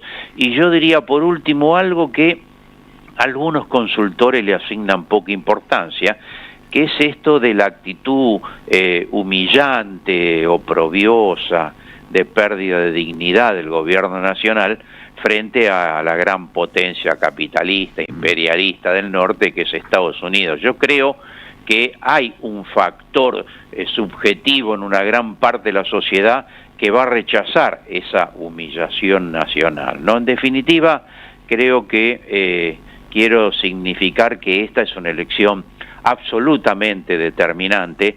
Por eso creo que lo mejor que podemos hacer es convocar a la ciudadanía a que vaya a votar, a que se pronuncie, a que tome, yo diría, la historia en sus manos de este momento y contribuya a que se genere un cambio grande en la Argentina, ¿no? Juan Carlos Junio, vos fuiste diputado nacional producto de una elección legislativa. ¿En qué año fue esa elección legislativa? En el 2011, bueno, Cristina sacó el 54%, así que fui diputado nacional en representación del pueblo de la Ciudad de Buenos Aires, que entramos 5 legisladores en esa oportunidad, porque fue un gran triunfo del cristinismo fundamentalmente, ¿no? En las desdobladas en la historia, Alfonsín ganó su primera elección, la segunda no, era un periodo presidencial de 6 años, incluyó 2 legislativas, Menem las ganó, Menem presidente ganó su fuerza política, si seguimos pensando en el futuro, Néstor y Cristina las ganaron, Macri ganó su primera elección legislativa y Alberto Fernández la perdió. Sí, es bueno recordar todo eso, ¿no? Porque es eso de Alberto Fernández que la perdió, más allá de que podemos aceptar que estuvo la pandemia, pero era un indicador de que, en fin, le faltaba determinación política para favorecer a su propia base electoral, incluso, en fin, las expectativas que se habían depositado en contra del fracaso de Macri, y no se verificaron, y luego por eso hubo derrota en el 2023. Pero bueno, todos estos antecedentes vienen bien. Yo francamente estoy convencido, Carlos, más allá de mis deseos, de mi subjetividad, que la tengo como todos, que el gobierno va a sufrir una derrota importante, ¿no? Ojalá que así sea, es lo que se percibe a distancia. Abrazo para vos, Juan Carlos, gracias. Chau, Carlos, gracias por todo. Juan Carlos Junio. La tarde de la radio es con Carlos Polimeni. AM530. Somos radio. Y tal vez no lo sé ahora, pero le pregunto desde el Palacio Legislativo nuestro compañero Pablo Hacker. Pablo, ¿dónde estás? Buenas tardes. Efectivamente, Carlos, ¿cómo estás? Buenas tardes, desde el Palacio Legislativo. Escuchando atentamente a Juan Carlos Junio lo que estaba comentando del domingo, y vamos a aportar, si podemos, algunos números para esta elección tan importante de medio término, que creo adquiere mayor importancia en función de lo que viene sucediendo en los últimos meses en el Congreso, donde se ha visto que es finalmente el Congreso donde se le empieza a poner freno justamente a Javier Milei. De todas formas, habrán visto estos días, tal como anunciamos el lunes, no se implementan las leyes que se votan, porque, digamos, no se le da el presupuesto necesario. El caso de la emergencia pediátrica, el caso de las universidades, y ya había pasado con discapacidad. Así que es una elección muy importante porque justamente se va a poner en juego muchas bancas. Seguramente hay que explicar esto. La Libertad Avanza va a terminar un poco más fortalecida, incluso perdiendo la elección en términos numéricos, va a ganar posiciones. ¿Por qué? Porque es la que menos arriesga, y entonces, por más que haga una elección mediocre, van a tratar de venderlo como una victoria. Esto es importante aclararlo. O sea, Fuerza Patria es también quien más pone en juego bancas, tanto en diputados como en senadores. Entonces, es muy importante para todos votar. Es importante, creo yo, que se siga elevando la participación, como hemos notado que sucedió en la provincia de Buenos Aires en septiembre, pero bueno, en este caso es realmente mucho más, creo yo, importante el hecho de la representación, porque es donde en las bancas, en cada banca de diputados y senadores, donde se está discutiendo en este momento el poder absoluto que Milei quiere tener desde el Ejecutivo. Sí, sin lugar a dudas. Está bien eso de plantear cómo se va a contar, cuál va a ser la narrativa oficial sobre la elección, porque a veces quedan al respecto las primeras impresiones solamente, ¿no? Sí, totalmente. La narrativa en este caso va a ser importante. A favor de Fuerza Patria, digamos, no van a poder mostrar como querían desde la Libertad Avanza la forma de presentar las elecciones. Igual es esto, ¿no? El sol no se puede tapar con el dedo, esto es seguro.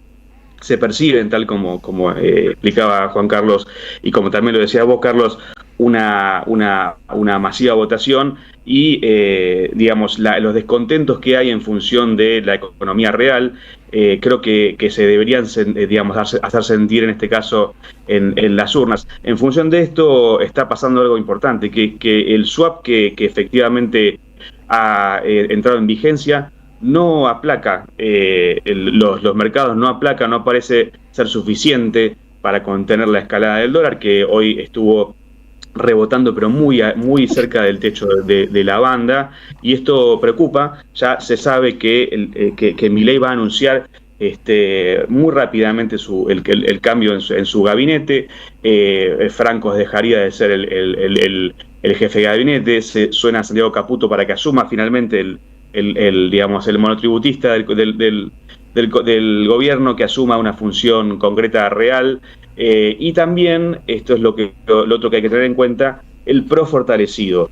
El PRO va a empezar a jugar más fuerte. Mauricio Macri y su viejo partido, que ha pasado por diferentes denominaciones, va a empezar a tener una importancia mayor, superlativa, porque el segundo tramo del gobierno de Milei, incluso con la ayuda del Fondo Monetario e incluso con la ayuda directamente del Tesoro norteamericano, es más compleja.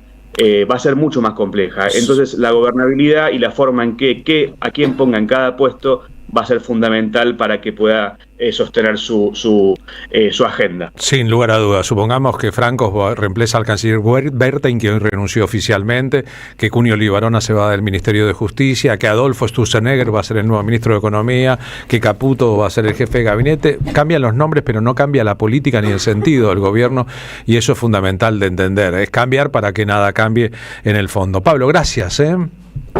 A ustedes, un saludo grande. Pablo Hacker, por Zoom desde el Congreso Legislativo, ayudándonos a completar este programa de día de miércoles en que hay más policías cuidando el Congreso que manifestantes frente al Palacio Legislativo y se repite la dinámica de todos los días. Hemos sido en el programa Rodrigo Lamardo en la coordinación y producción general, Luciano Murat en la producción, escucharon a Martín Suárez en el Móvil 1, Gianfranco Maceo en la operación técnica, en la operación de video Vicente Castro, en el trabajo en las redes, Manon Sanseverino, Agustina Pasaragua. Estamos en Facebook, en Twitter, en Instagram.